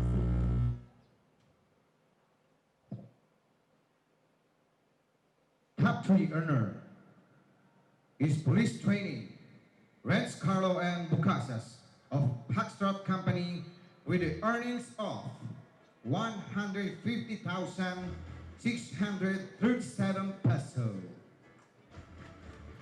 Top 2 earner is police trainee Kenneth D. Danglapin of Golf Company with the earnings of 156,000 to 125 pesos. And the top 1 is no other than police trainee Macario P. Pinullar Jr. of Hotel Company with the highest earnings of 177,693 pesos. May I call on the top earners to please come here on stage, please.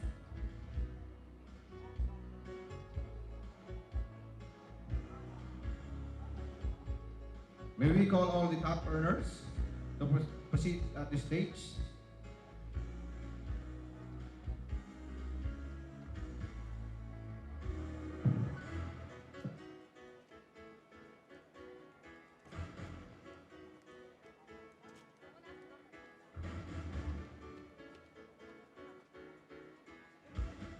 In October 2019, a group of young professionals, men and women numbering 1,000, applied in Police Region Office 1 to become new members of the PNP.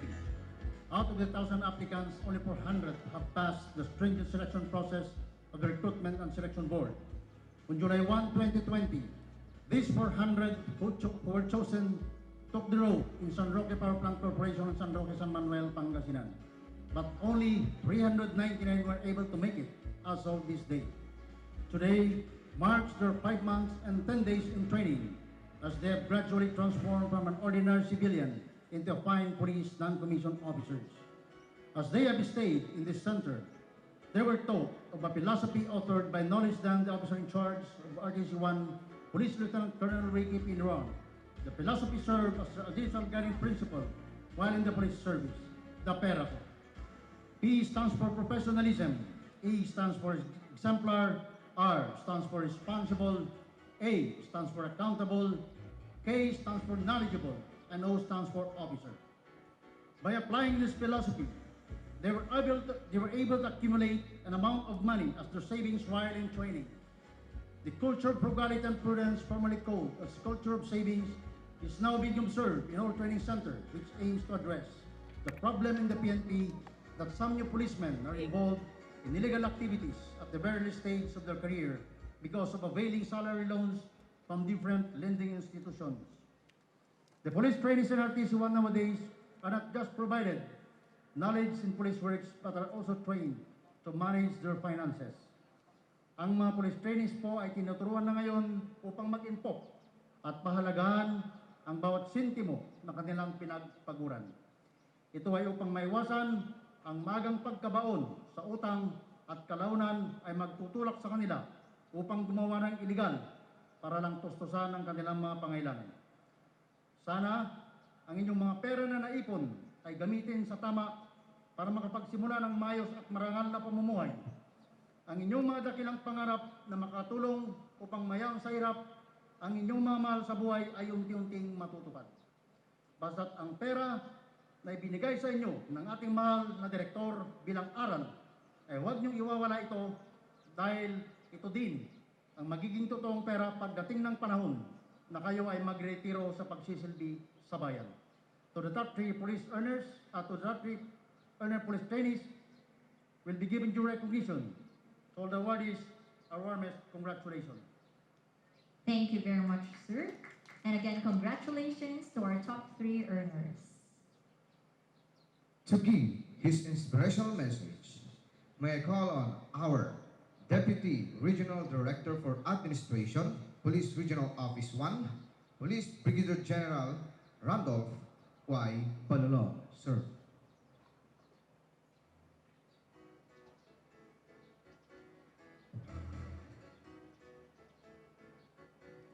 Thank you. To our guest of honor and speaker, will be introduced formally in a few minutes. The Commander of the Northern Luzon Command, Philippine Army. The Deputy Director, Philippine National Police Training Institute, Sewerty Brother, Police Brigadier General Peter Naboye. The AFP Paro, AFP Prescom, Captain Mela Halyap, Reserve. The Secretary of the Director Staff of Police Regional Office 1, Police Major Genevieve P. Poblete. The Chief Administrative Officer and Provincial Officer of Ilocos Sur, National Police Commission, Ms. Elizabeth F. Salarson, who is also the Vice Chair of the Recruitment Selection Board of Police Regional Office 1, ma'am. Captain Harold Brian Liandado, our Security Officer to the Northern Luzon Command. First Lieutenant Ivan Lopez, the aide-camp to the Commander of NOLCOM. Police Lieutenant Colonel Manolito Paraso, Dr. Jezreel Vicente, our Chief of Police of Paringay Municipal Police Station, Police Major Romel Centeno, Police Major Dennis Balito, the Assistant Chief of R8, Police Captain Crystal Torda of R28, Police Regional Office 1, our energetic and snappy officer in charge of the Regional Training Center 1, Police Lieutenant Colonel Ricky Neron, Police Major Ludovico Cordoba, the Assistant Chief of RTC 1, Police Captain Heidi M. Angelito, the Chief Non-Academic Section, other officers, personnel staff of RTC 1, the police trainees. Good morning to each and every one of us. Actually, Police Brigadier General Rodolfo Azorin Jr. is the one who will give you this inspirational message. However, he is also in Burgos, La Union for an equal important activity there, the launching of the Kasim Bayan. And I'm tasked here to be with you this morning, and I'm going to read his message, and I quote, "Let me begin by expressing my warmest congratulations to the 399 members of the Public Safety Basic Recruit Course Class 2020-03 Tatag Lahi. For this day marks another milestone in your career as policemen. My gratitude also goes to the personnel and staff of this institution with the able leadership of Police Lieutenant Colonel Ricky Pineron. Thank you for letting me take part in this remarkable activity. To our dear recruits, police trainees, today your recognition denotes your first transformation from civilian character to a police officer. Therefore, recognizing you as young members of the Philippine National Police does not provide you privileges in all your actions. I believe that your training was made extra harder because of the pandemic, but you all managed to survive and you have emerged victorious, and so I am certain that you will not be easily swayed. Despite that, however, I want you to strive harder and do your very best as you go along with the last month of this PBRC training, because this is your foundation and starting point to a credible police service. Isa puso at pag-ibayuhin ang inyong pagsasanay at pag-aaral dahil ang matutunan ninyo sa institusyong ito ay magiging sandata ninyo pagdating sa aktwal na serbisyo. As you are gearing towards the fulfillment of your public safety basic recruit course in this institution, challenges will come your way to test and mold you into respected police officers, and your determination makes you an admirable and valuable person worthy of emulation. At this point, I want to share to you a story of a creative engineer named John Webling, who displayed his determination and persistence to achieve his dream of building a bridge in New York. Sometime in 1883, John Webling was inspired to build a spectacular bridge that is supposed to connect New York with the Long Island. The bridge building experts throughout the world thought this was an impossible feat, and they told Webling to forget the idea. Webling could not ignore the vision he had in his mind about the bridge. He thought about it all the time, and he knew deep in his heart that it could be done. He convinced his son Washington, an upcoming engineer, that the bridge in fact could be built.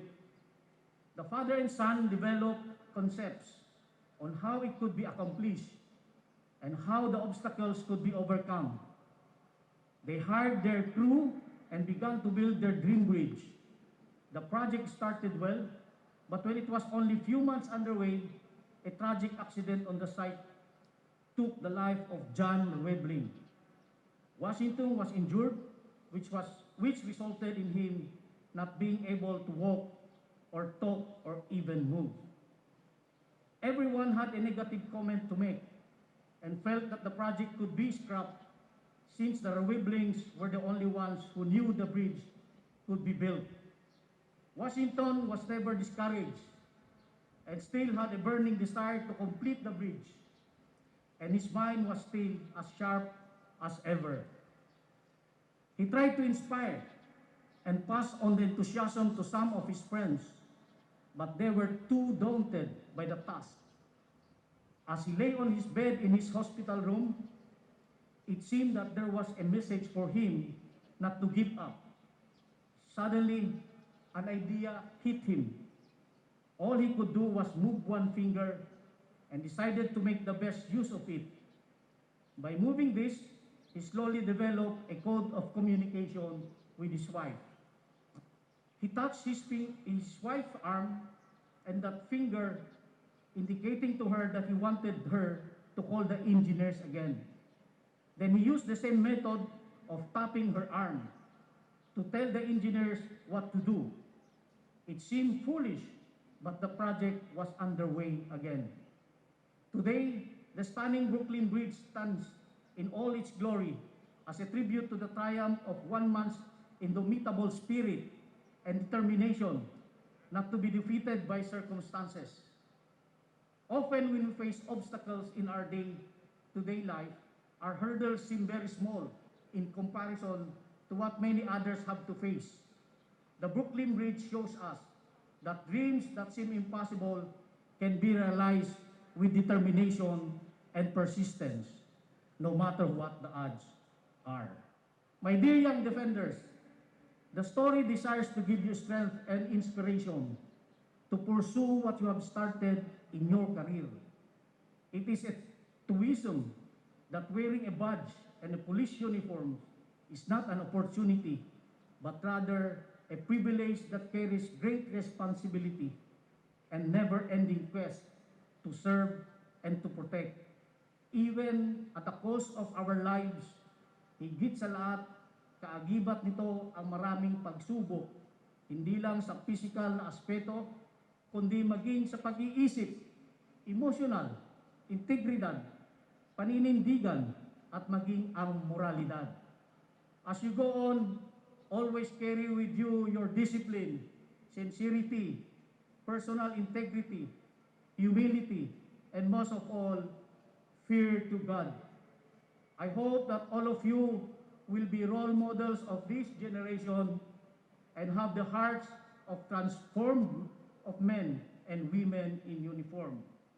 More so, I am confident that you will internalize the knowledge, the skills, and competencies indoctrinated in you your training and live it up as your armor in crossing the bridge so that you will reach the long island of success and leave a legacy as you go on in the police service. Finally, you shall provide new hope to our people and focus to transformation and efficiency towards our mission to deliver excellent and quality service to our community with your fervent desire to serve the country, coupled with your dedication to the ideals of democracy and respect for human dignity. Let us all deal the challenges that may come ahead of us. And so, even as I congratulate you for doing good in this training, I now challenge you to be better and strive for the best. As you continue to perform your sworn duties, you must consistently apply your newfound expertise in the pursuit of the PNP's principles of service, honor, and justice. With that, congratulations once again, and I wish you the best in your future endeavors. Wish you the best. And Diyos Agina, unay kadatoy amin, mabuhay ang PNP, mabuhay ang Police Regional Office 1, mabuhay ang RTC 1. Magandang umaga po sa iyong lahat. Thank you very much, sir, for your very inspiring message.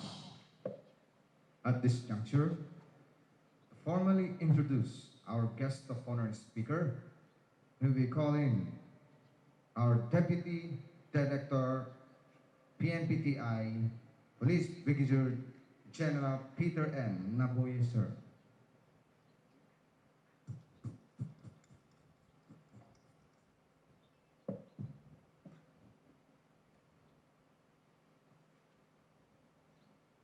To our guest of honor and speaker, whom will be properly introduced in a little while, to the DRDA of PRO1, Brigadier General Randolph Balonglong, is also my snappy upperclassman. At the same time, my kababayan for being hailed from Ifugao, and also a worthy brother. And to all officers who were already recognized a while back, to the non-officers, NUPs, visitors, other guests, magandang tanghali po sa ating lahat. My task for this afternoon is to introduce you our guest of honor and speaker. But before that, I'd like to congratulate first the Tatag Lahi or Tatag Lahi class of 2020-03 for your performance a while ago. Maganda ang performance nyo as compared nung unang pumunta ako dito. Medyo snappy ang konti yung ngayon. Okay. Pwede na kayong ilaban sa other RTCs like RTC 3, RTC, I don't know kung nung panahon ni Colonel Paraso, snappy rin yung RTC, RTC 5, and RTC 8. Yan ang mga contenders. Yung last squadrille competition, ang number 1 is Region 3, followed by Region 5 and Cordillera. Yung sa inyo, medyo, yung mga sinundan yung klase, medyo mas magagaling kayo sa kanila. And then yung mga nag-perform sa mga cultural presentations, magagaling. Congratulations sa inyong lahat. And alam nyo, yung pag ganitong occasion, ito sana yung pinaka-masaya na occasion para sa inyo. Kasi andito yung mga kamag-anak nyo, yung mahal nyo sa buhay, witnessing this occasion. But due to this pandemic, medyo tayo-tayo na lang. And then, di ba, naka-view sila virtually? So, virtual viewing na lang sila. And then, pero anyway, makikita naman nyo. And then, yung next na ano kanina is yung culture of savings nyo. Talagang pinatunayan natin na tayo mga Ilocano. Mantakin mo, 177 in 5 months para tayong hindi na kumakain. Di ba? Na-save natin 177 for the past 5 months. Pero maganda yon. Continue that. Kasi yun ang isang natin, best practice din natin, culture of savings and frugality. And then ituloy-tuloy natin yan. Because one of the program is na na-introduce sa inyo is itong yung financial management. So you will learn how to manage your hard-earned money. And then dapat tuloy-tuloy na later on. And then pagdating ng panahon na you will retire as a millionaire. Alam nyo ba ang nare-receive ng Police Executive Master Sergeant after retirement? Nasa ano na yan? Nasa 4 million. And if it happen na magiging officer kayo someday and you will retire as a major or lieutenant colonel, ang marireceive nyo is nasa 7 million sa ngayon. Pero after 30 years, baka triple na. Triple na. Imagine sa amin nung panahon namin 30 years ago, na-recruit kami mga 1990. Nag-graduate kami in 1992. Ang sahod namin is 1,200. At magkano na ang sahod ngayon? After 30 years. Parang 100 times na lumaki. And then, ganun din sa inyo. After 30 years na magre-retire kayo, siguro hindi lang 10 million ang marireceive nyo. Provided magpakatino tayo. Magpakatino tayo. Para sa ganon, we will retire. You will retire. Pag hindi, anong mangyayari? Tatlong bagay lang mangyayari. Ma-dismiss, makulong, o mamatay. So I hope na hindi mangyayari yun sa inyo. I-ano natin, kung ano yung na-introduce sa inyo dito sa training center, mga pagdisiplina sa inyo, dapat yan ang magiging baon nyo habang kayo ay nagseserbisyo. Disiplina lang, self-discipline ang ano natin dyan. Para sa ganon, maano natin yung ano natin. Hindi tayo mawalay while doing our service sa ating bayan. Kasi pag hindi natin tinupad yun, alam nyo na ang mangyayari. You will be a part of statistics. And then, alam nyo ba na ang bagong ano ngayon is, ang appointment nyo is good for 1 year. Okay? Previously, you can renew your appointment. So if you did not finish your BRC within 1 year, pwede pa kayong mag-renew. But now, hindi na. Okay? Pag hindi nyo natapos yan at na-RTU kayo because of some infractions, goodbye. Serbisyo na. So yun yung mga bago na i-disseminate ko na sa inyo para sa ganon, alam nyo pangalagaan ang serbisyo nyo, alam nyo pangalagaan ang career nyo. So wala nang reappointment. Okay?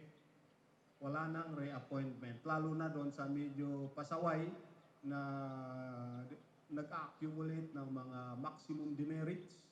You will be returned to your unit, and then after that, you will undergo the termination proceedings. And then after that, wala na, dire-diretso na. Sayang lang yung ano natin. So kung ano yung patakaran na ano ng ating training center, sundin lang natin. Sundin natin ang ating training guide. Yun ang pinaka-Biblia natin, yung training guide. Andon lahat-lahat yun. Okay? Pangalawa, dati-dati, yung mga ladies natin pag nabuntis, binibigyan ng isa pang pagkakataon. Valuing the life within sa kanila. But now, iba na ang opinion ng mga legal experts natin. Ang sabi nila, ang pagkabuntis ng isang trainees ay hindi disgrasya. Hindi, it was not done through accident. So anong mangyayari pag nabuntis? Automatic, mari-return to unit. After that, for good na yon. Termination proceedings sa mga ladies natin. So, yun nga yung sabi ko kanina, ang sabi ng mga lawyers natin, ang pagkabuntis ng mga babae, hindi kasi accident yan. Kung accident sana, accident na naputukan, baka may explanation pa. Pero, hindi accident. Yun ang paniniwala ng ating mga lawyers. Pagkabuntis ay hindi accident, kundi talagang ginusto. Kaya, nangyari yon. So, pag na RTO, dire-diretso na yon. So, mga ladies natin, behave. Okay, behave. Until you will finish your training. 1 taon lang naman. Hirapan nyo 1 taon. Kasi pag hindi, goodbye. Another one is yung pag-contract natin ng loans and membership ng lending institution. Sa ngayon, while on trainees, bawal na rin. Okay, bawal na rin sa inyo mag-loan, bawal na rin sa inyo mag-contract ng mga membership sa mga lending institution. Considering na ang sabi nila is temporary status pa kayo. Alam niyo ba yung ibang mga senior nyo kasi, yung mga trainees na kasama nyo. There are some who were returned to unit. After that, while their termination proceeding is being conducted or being processed, nag-loan sila ng tig 1 milyon. It so happened na na-exonerate sila. So bumalik sila. And then nalaman, dahil ang sweldo nila is parang 5,000 na lang a month. Nalaman na nag-loan pala sila while they were out of the training center. So ngayon is pinapa-imbestigahan sila. Ang sabi ni Chief PNP, kasuhan. So ano mangyari? Baka hindi matapos yung training nila dahil sa ganon. So this is also a warning sa inyo. And mabuti naman, may mga, yun nga yung ginagawa natin for savings. Para sa ganon, instead of mag-loan, mag-save. Diba? Mas magandang mag-save kaysa mag-loan. Ganon din yun sa mga dati-dati, pinapayagan yung mag-member tayo sa yung PSNBFI, tsaka AppsLine, tsaka PESLine. Ngayon, ayaw na. So, wala na. Hindi na tayo pwedeng mag-member dyan dahil bawal na while you are on training. Pero may isang sinabi si Chief nung nag-meeting kami kahapon. Sabi niya, I think we will issue the firearms of the trainees. Ngayon pa lang, mga 3 months pa lang kayo. Ngayon, baka, dati-dati, ang firearms nyo is mai-issue after your 1 year na, after na ma-permanent kayo. Pero ngayon, ang sabi ni Chief kahapon is mas maganda ma-issue para mapag-praktisan nyo ring hawakan. And then, mapangalagaan yung baril nyo para sa ganon, paglabas nyo sa training center, marunong na kayong pumutok. Pero siyempre, alagaan nyo yung mga baril nyo para hindi kayo ang maputukan or manakaw ng mga kasamahan nyo o yung mga tao sa labas kung saan naman kayo nakatira. So yun yung isang maganda doon. Kasi nag-ano tayo ngayon sa tinatawag nilang marksmanship. Kasi ang sabi nila, mga pulis natin, pagkagaling sa training center, hindi pa marunong bumaril, walang baril. Tinanong nila sa amin, ilan ba ang bala na pinuputok ng mga trainees natin?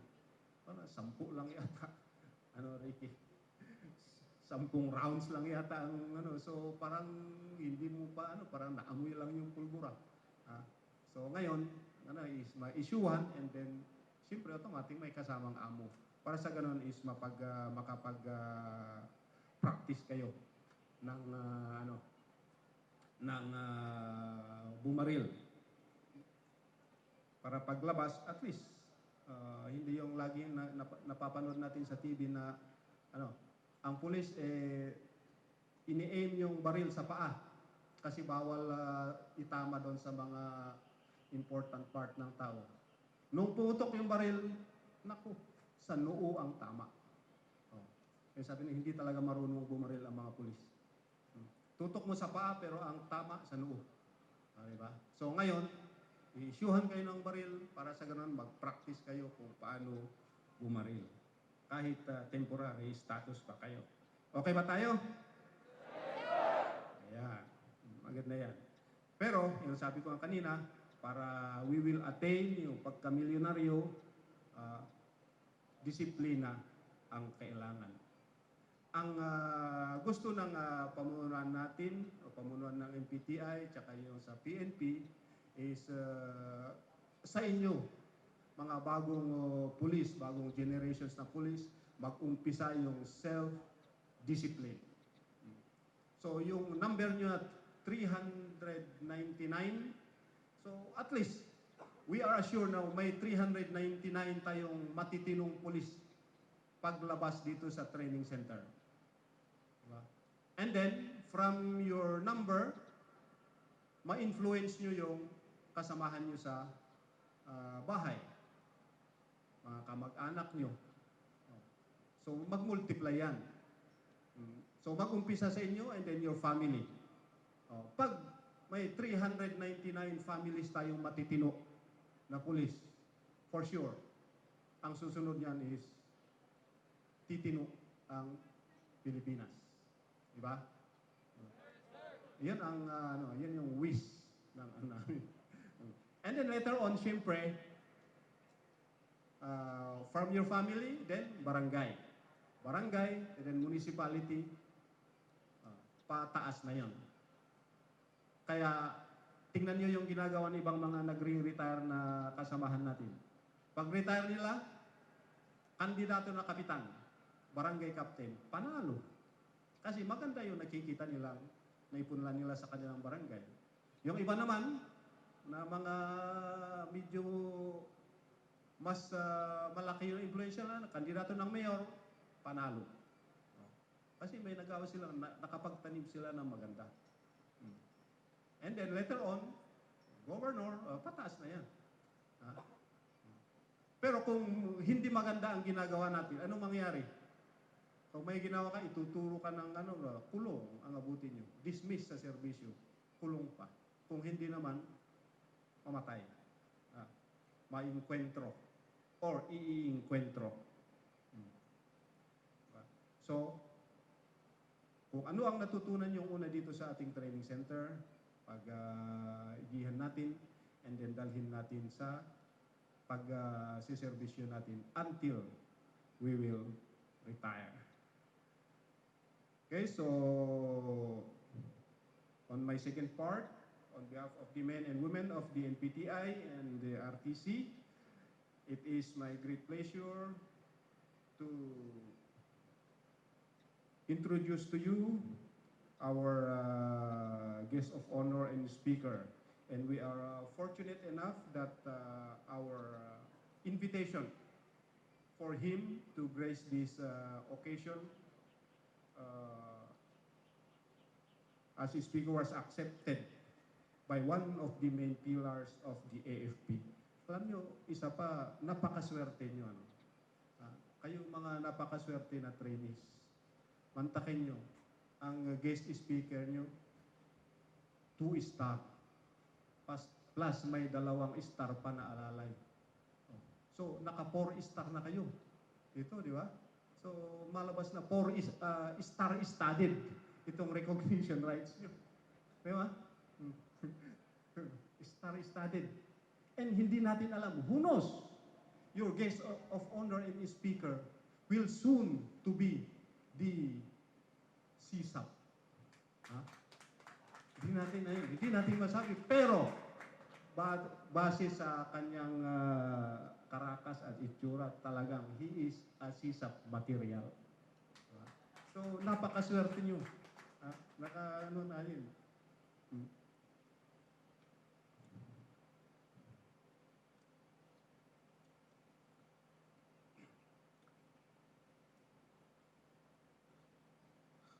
So, we are sincerely thankful for his personal effort to share with us his insight and perspectives and wisdom, including his concerns and conviction, which could contribute in the holistic development of the physical, emotional, and intellectual aspect of our police trainees. Our guest of honor and speaker is one among the Philippine Military Academy's notable alumni, admired and esteemed by his peers as today's most prominent luminary. Is an outstanding member of the Marinal class of 1988 and presently holds the sensitive and important position as the commander of the Northern Luzon Command of the Philippine Army. Our guest of honor and speaker was born on, sir, belated happy birthday, December 1, in Lipa, Batangas. He was a former commander of the Philippine Army 2nd Infantry Jungle Fighter Division, which has operational jurisdiction over Calabarzon region and Mimaropa province. He led the jungle fighters in performing their mandate as advocates of peace, servants of the people and defenders of the southern Tagalog from July 12, 2019 to September 11, 2020. So ibig sabihin, bago lang siya napunta dito sa area natin. Prior to his tour of duty as division commander, he was the commander of the 202nd Infantry Brigade from February 13, 2017 to July 12, 2019. With him at the helm, the 202nd Brigade, Infantry Brigade earned the distinctions of being the best maneuver brigade of the 2nd Infantry Division for 3 consecutive years. Palakpakan po natin ang ating guest. Okay?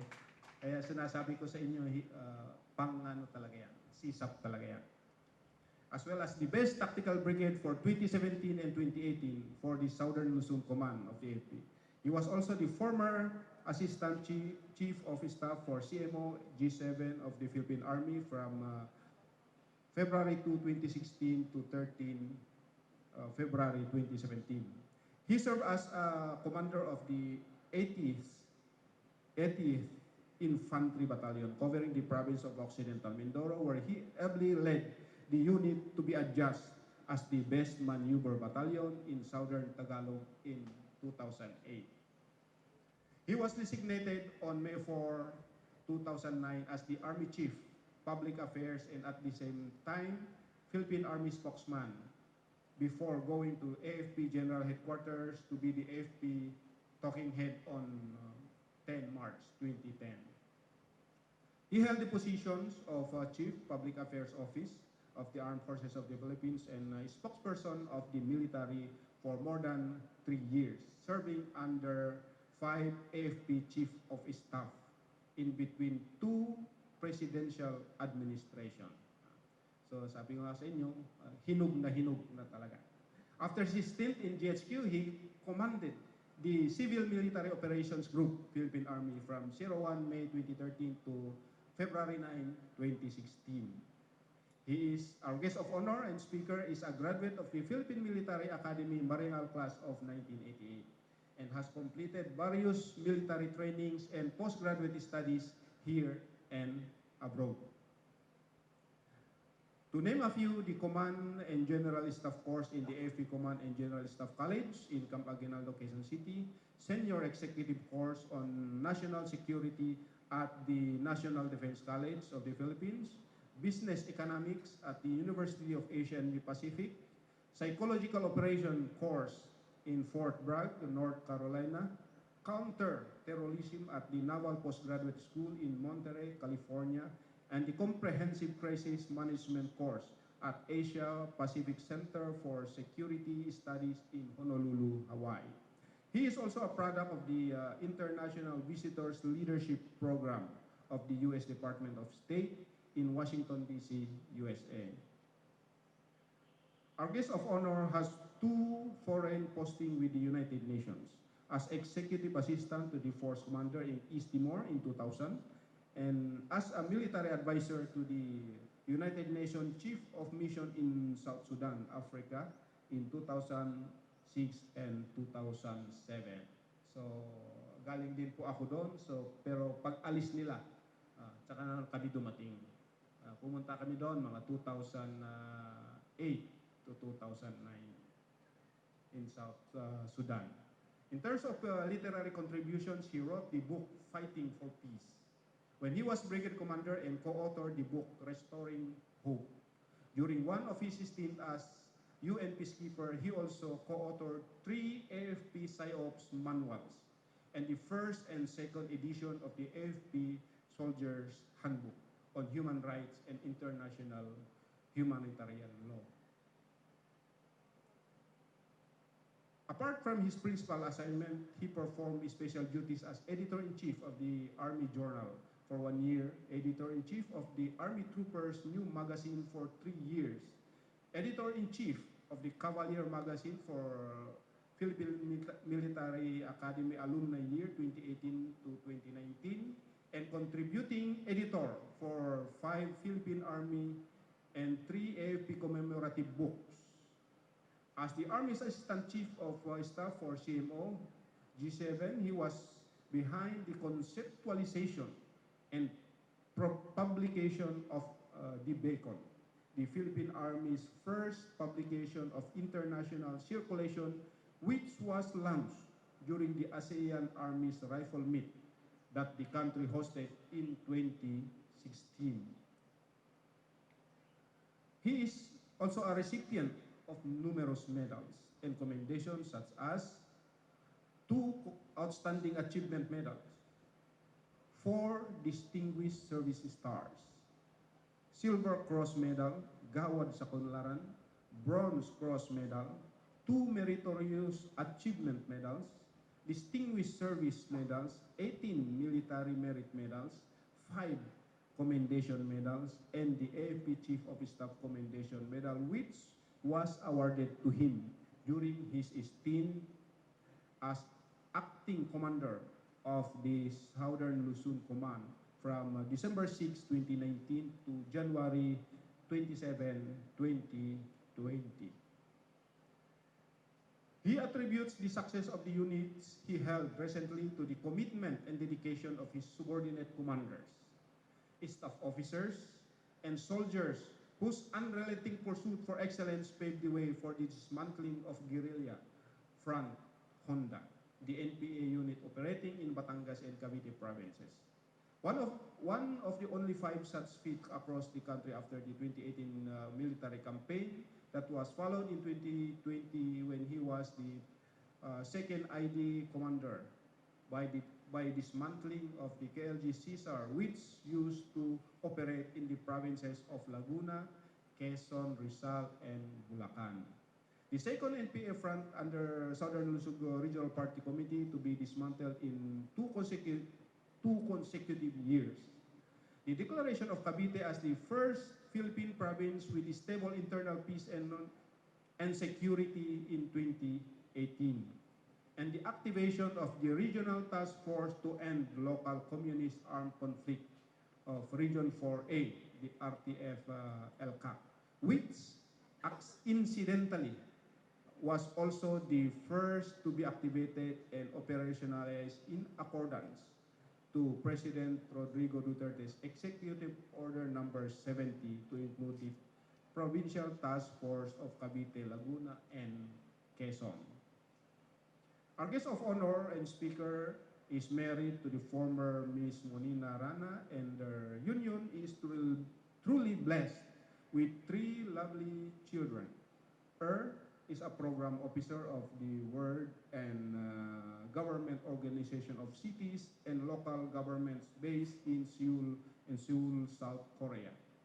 He is currently pursuing his master's degree in urban planning at the London School of Economics.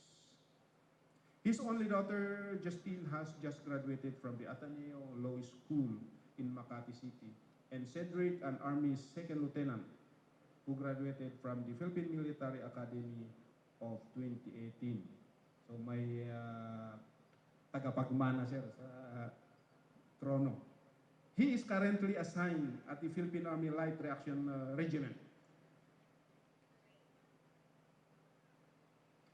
So, without much ado, ladies and gentlemen, it is my distinct honor and privilege to introduce to you an exemplary leader, the current commander of the Northern Luzon Command, Lieutenant General Arnulfo Marcelo Bautista Burgos Jr.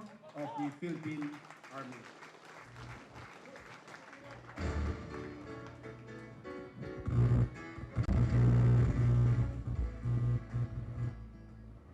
Please be seated, ladies and gentlemen. Troop Commander, order your troops to parade rest.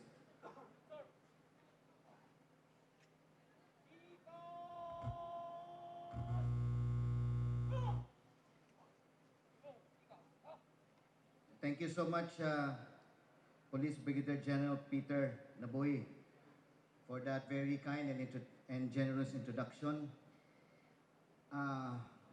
Thank God for this very wonderful day, for making this great day possible for all of us today. I would like to make a confession. First and foremost is that I was really impressed by the dazzling display of talent and skills, and also the snappy performance of our paraders and the silent drillers. Palakpakan natin ang class nyo, no? Ang Tatag Lahi class of 2020-03. And of course, hindi kayo magiging ganyan kung hindi dahil sa namumuno ng RTC 1, walang iba kundi ang officer in charge natin, si Police Lieutenant Colonel Ricky Meron. Palakpakan natin si Ricky Meron. Ang isang confession na gusto kong banggitin sa inyo is that sinabi kanina ni Peter na naswerte yung inyong classes because yesterday afternoon, on my way from Camp Aguinaldo, where I defended my unit for the Rivalida presentation, ay nakareceive ako ng invitation for the turnover of our newly commissioned na mga galing sa in terms of the modernization program ng AFP, yung mga Black Hawk helicopters natin dito sa Clark Air Base. Ang invitasyon ay nagmula sa aking kaklase na ngayon ay Commanding General ng Philippine Air Force, kay Lieutenant General Allen Paredes, na kailangan nandun ako at the same time because of the Secretary of National Defense, si Secretary Lorenzana ay nandun. At nakita ko this will come into conflict with this morning's activity. So I decided to be here and send my representative there. Ganong kalakas si Ricky sa akin. In the interest of time, gusto kong isa-isahin ang mga importanteng personalidad sa aking harapan, ngunit I'm sure, meron na tayong isa. I thought mabe-break yung record, no, na wala mag-back down. But it's because it's understandable, no? Yung human body is because of the too much heat that we are experiencing right now, plus your performance. I don't know where you're properly rehydrated. Mabuti, very scientific na ngayon ang approach.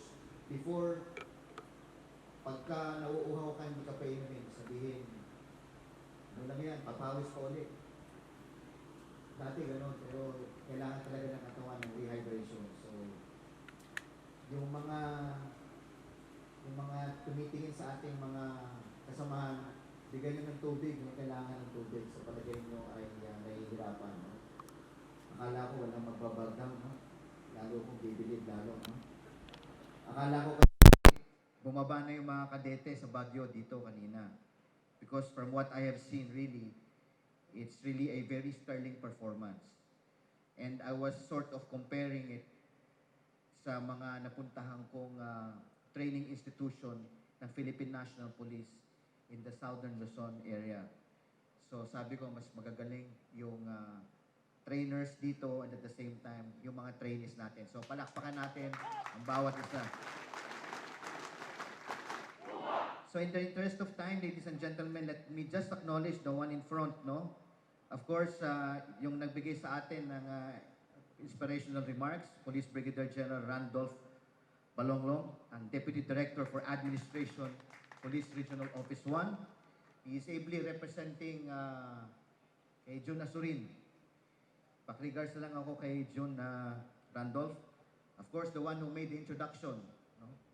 And I would like to give justice to his very kind and generous introduction. Police Brigadier General Peter Naboy, Deputy Director, Philippine National Police Training Institute. And my good friend who was invited here, si Captain Mel Hariar of the Reserve Force of the AFP Reserve Command. And of course, wag nating kalilimutan ang the man of the hour, ang responsable sa magandang performance ninyo. Walang iba, ang namumuno, ang officer in charge ng RTC 1, si Police Lieutenant Colonel Ricky Naron. Palakpakan natin siya. Sa ating mga stakeholders, si Ricky 1, nakita ko na naman. Sa ating mga stakeholders na nasa likod, mga partners natin, distinguished guests, friends, ladies and gentlemen, officers, men and women of RTC 1, and of course, ang members of the Public Safety Basic Recruit Course Class 20-03, Tatag Lahi, palakpakan natin. Sa inyong lahat, sa aking mga kasama from NOLCOM, fellow Defenders of the North, magandang tanghali po sa inyong lahat. Magandang tanghali po sa inyong lahat. Ayun, para medyo makalimbarap kayo ng konti. Pagkakataon yun. First and foremost, I would like to thank the PNP's Regional Training Center 1 for inviting me as the guest of honor and speaker during this very important occasion in the early stage of our basic recruits' lifelong service as policemen of our beloved country and people.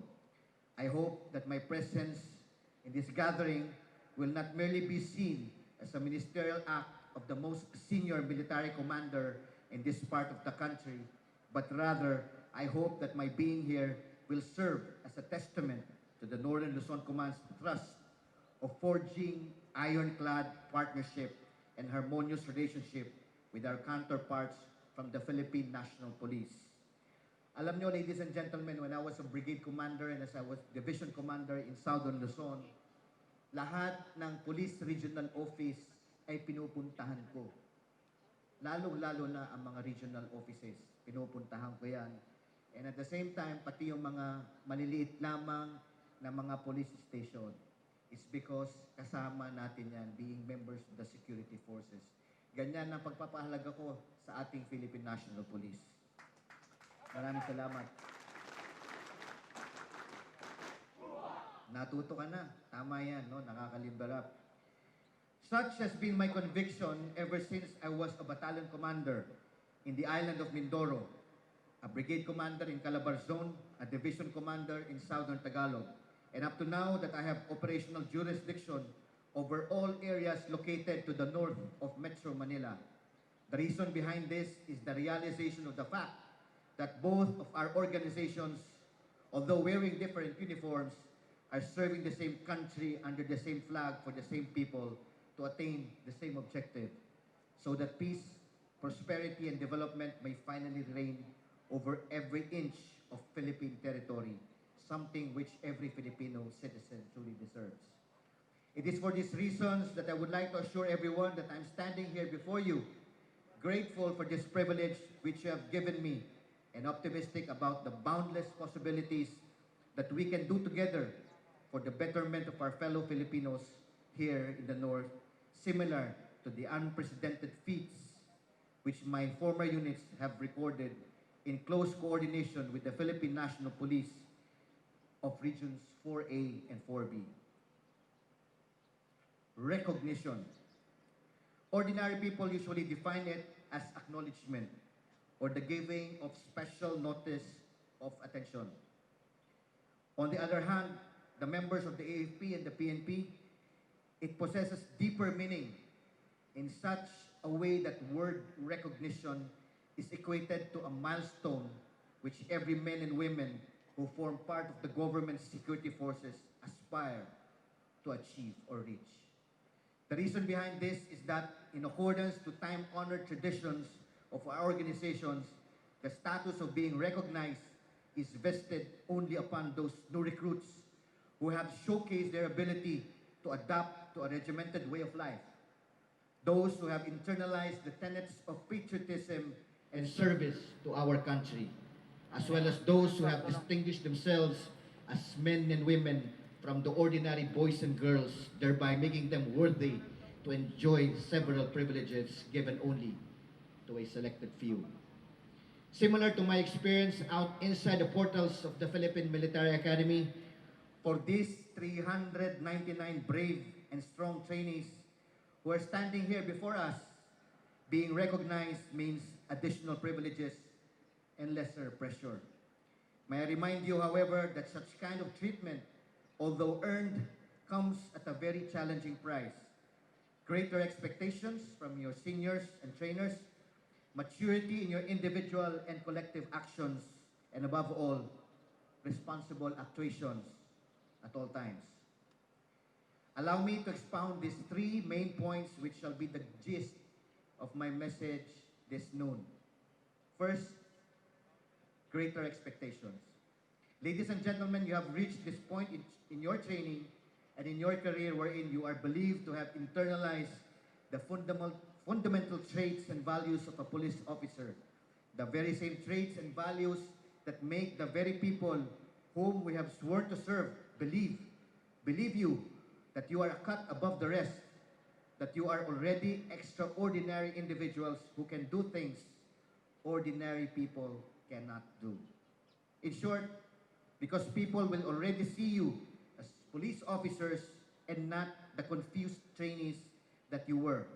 The way you act in public starting today shall and will be attributed to the PNP as an organization. So to our newly recognized trainees, always remember that people, both from within and outside your organization, are expecting so much from you. My second point is maturity. From the moment you raised your right hand and took your most solemn oath 5 months and 8 days ago, I'm sure that you, your trainers, as well as your families will agree with me when I say with confidence that you have already changed and that you have undergone metamorphosis from being happy-go-lucky young men and women to the matured and responsible persons that you are now today. I believe that the sense of maturity in the way you speak, the way you act, and the way you think is a requirement for every person whom the state has vested the authority and power to uphold the law and maintain order in our society. Much more to us who were given the immense responsibility of bearing arms and using them if needed. That sense of maturity, coupled by the discipline which you inculcated during your training, will serve as your guide in doing my third main point, which is responsible actuations. Ladies and gentlemen, being recognized today means more than being allowed longer shower time, more food intake, or better sleeping conditions. Being recognized today goes above and beyond doing lesser push-ups, running shorter distances, or trainers no longer breathing down your neck. The truth is, being recognized today means doing things right even though no one is looking. It means aspiring for excellence despite the challenges because our people deserve nothing but our best. Above all, being recognized today means embracing the hazards of our chosen profession and if needed, be willing to put our lives on the line in the name of our duty to serve and protect our beloved country and people. Friends, despite hearing all of those things, I'm confident that our trainees will remain undaunted and will continue pursuing the noble calling of serving our beloved motherland through the Philippine National Police. I, together with the men and women of NOLCOM, the soldiers, the sailors, the airmen, the Marines, the civilian workforce, is one with you and your families in looking forward to the day that you will graduate, earn your much coveted badges, and serve side by side with us in putting an end to the more than 5 decades of communist insurgency which has hampered our country's growth and potentials. When that day comes, that you are in the field and you see your brothers in the military, I hope that you will remember this day as the day that our organizations have reaffirmed the strength of our partnership, the power of our alliance, and the potency of our cooperation. I'm saying this because I want you to realize and internalize that gone are the days when soldiers and policemen compete over accomplishments. We are now complementing each other's efforts to gain greater results. Gone are the days when the military and law enforcers try to outshine each other. We now help one another accomplish our respective missions. Gone are the days when soldiers and policemen treat each other with animosity and suspicion. We are now working together as one in order to realize our common aspirations of peace and prosperity for the Filipino nation. Friends, through our collaboration and synergy of efforts, we were able to bridge the gap and blur the lines separating the roles that we play in our society. Before, there were soldiers and policemen, but today, in the eyes of the Filipino people, they only see heroes who willingly put their lives on the line and voluntarily leave their families behind so that other families may live together in peace. Fellow public servants, this is the result of our partnership, a partnership which I hope will become stronger and better as we work together. Thus, I call on everyone to remain steadfast in pursuing our shared vision and continue working hand in hand with each other in accomplishing our missions. I know that we can do this. I am confident that we will do this. With that, congratulations to our newly recognized trainees. Congratulations, of course, to your proud families in absentia and loved ones also. And congratulations, of course, to the training staff led by Police Lieutenant Colonel Ricky Neron for a job very well done.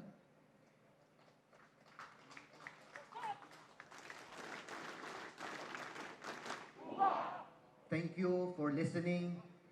Maraming salamat for inviting me over, for making me part of this very worthy undertaking. Advance Merry Christmas to one and all. Mabuhay ang Philippine National Police. Mabuhay ang Armed Forces of the Philippines. Mabuhay ang bansang Pilipinas. Mabuhay tayong lahat. Maraming salamat po. There you have it, ladies and gentlemen. Thank you very much, sir, for giving us your time today and delivering us your wonderful message. And this will truly be our guide and inspiring words will be used truly by our trainees. The Commander, Northern Luzon Command, in grateful recognition and sincere appreciation of your unselfishly sharing your invaluable insights, words of wisdom, and encouragement as the guest of honor and speaker during the recognition rites of the Public Safety Basic Recruit Course Class 2020-03 Tatag Lahi. Indeed, yours is a service worth of emulation. Given this 10th day of December 2020 at the Regional Training Center 1 Agrangay, La Union, signed, Ricky Patron Neron, Police Lieutenant Colonel, Officer in Charge. And a memento will also given to our guest of honor speaker as a gesture of our appreciation for being with us in today's occasion. Is still to be given by our officer in charge RTC 1 together with our assistant chief RTC 1.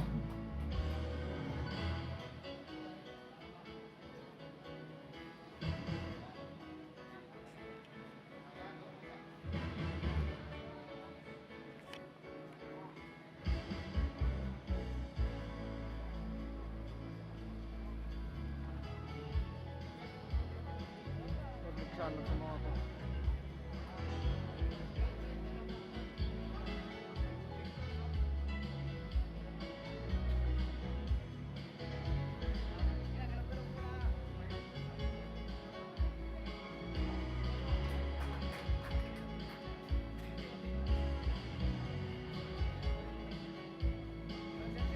Sir, another memento. And photos taken during the arrival honors and the opening colors of the Tatag flag.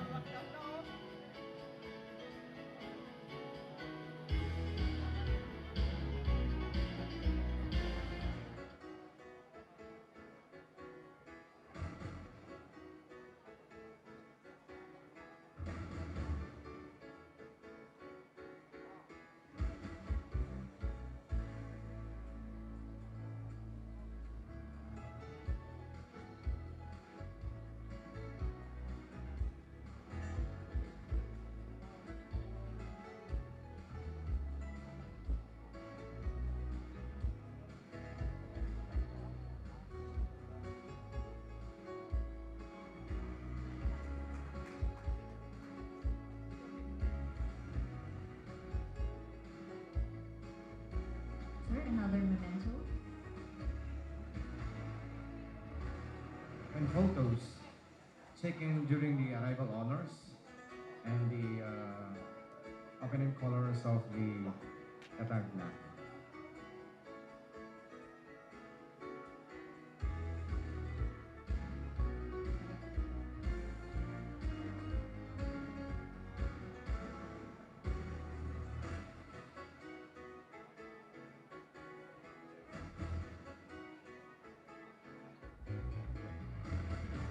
Thank you, sir. A certificate of appreciation is also presented to the Deputy Regional Director of Administration, PRO 1, Police Brigadier General Randolph Y. Balongo. Along with it is also a memento to be given by our OIC, to be assisted by Assistant Chief of RTC 1.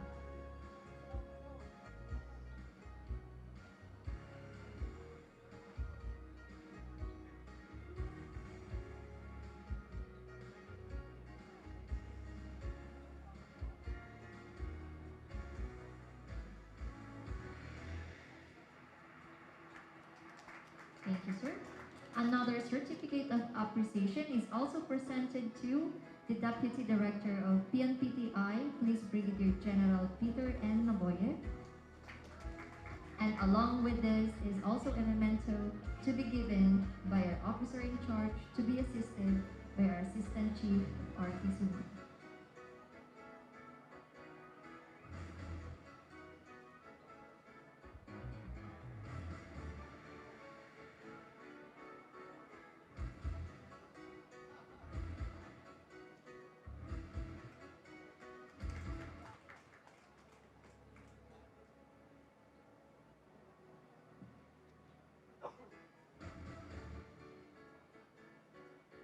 Another certificate of appreciation is also presented to AFP Affiliated Reserve Unit, Reserve Command, Captain Mel Halar, Reserve, sir.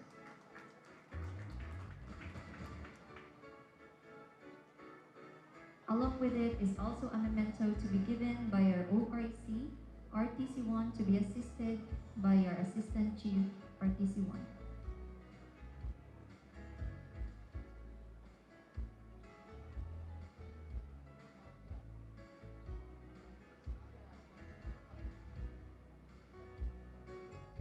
Again, thank you very much for gracing us with your presence in today's occasion. Thank you so much. May we all rise for the mass singing of the PNP Lingkod ng Bayan to be followed by the Pilipinas Kumahan.